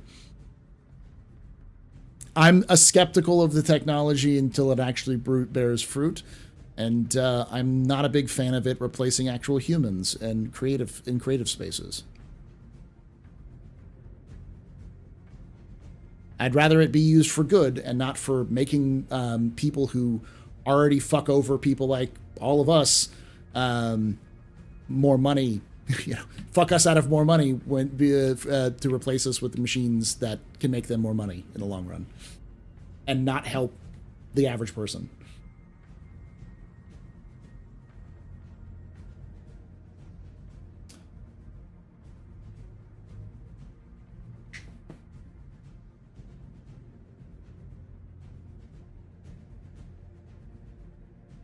They're still good at making meat and beer. I love hacking to have an easy mode in a Linux. Do you think we could see faster console? I'm always a big fan of sim approaches and simple approaches, like more automated approaches. But the automated approaches have to take more time. So you have that trade-off where a skilled person in any sort of profession will be able to do that profession faster and more efficient than the automated services, but the automated services still work.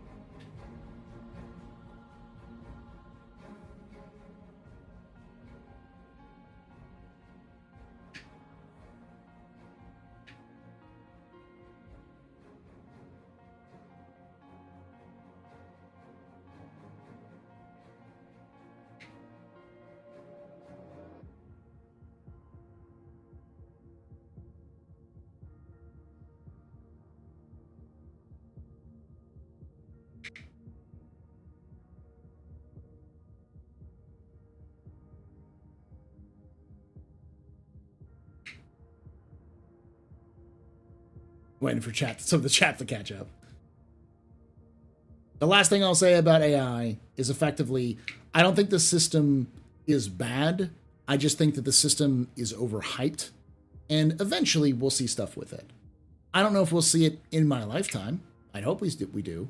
And I hope the tool is being used for good, to make lives easier for developers and creatives, to give them some stuff that they don't want to do necessarily, but doesn't replace jobs, because Like a good example of this is copywriters, or there's a lot of intro level jobs for careers in art and animation and in writing, which can be replaced by AI in a reasonable amount of time. But then how do you get writers to write if you replace those entry levels? The age-old problem of you need to have 5 years work experience for an entry-level job. And that makes it so that it's harder to get into those fields, which means you have less creatives trying to do it, and ends up with more problems overall. But yeah.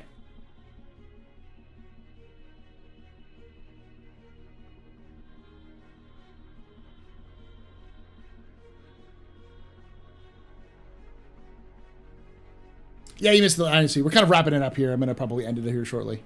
We're going to kind of off the tracks and not talk about Star Citizen for a while.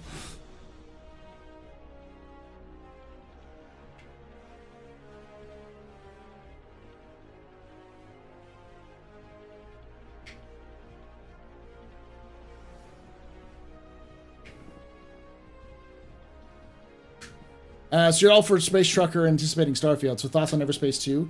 I've been meaning to get into it, but I just haven't had time to. I'll get to it at some point.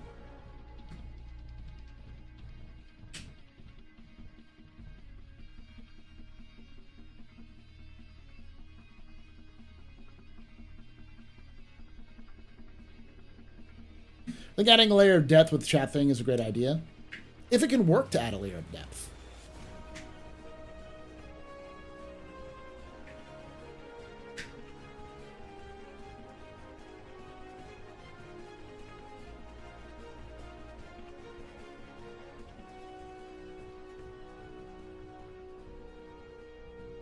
Later, Dungeon Trooper.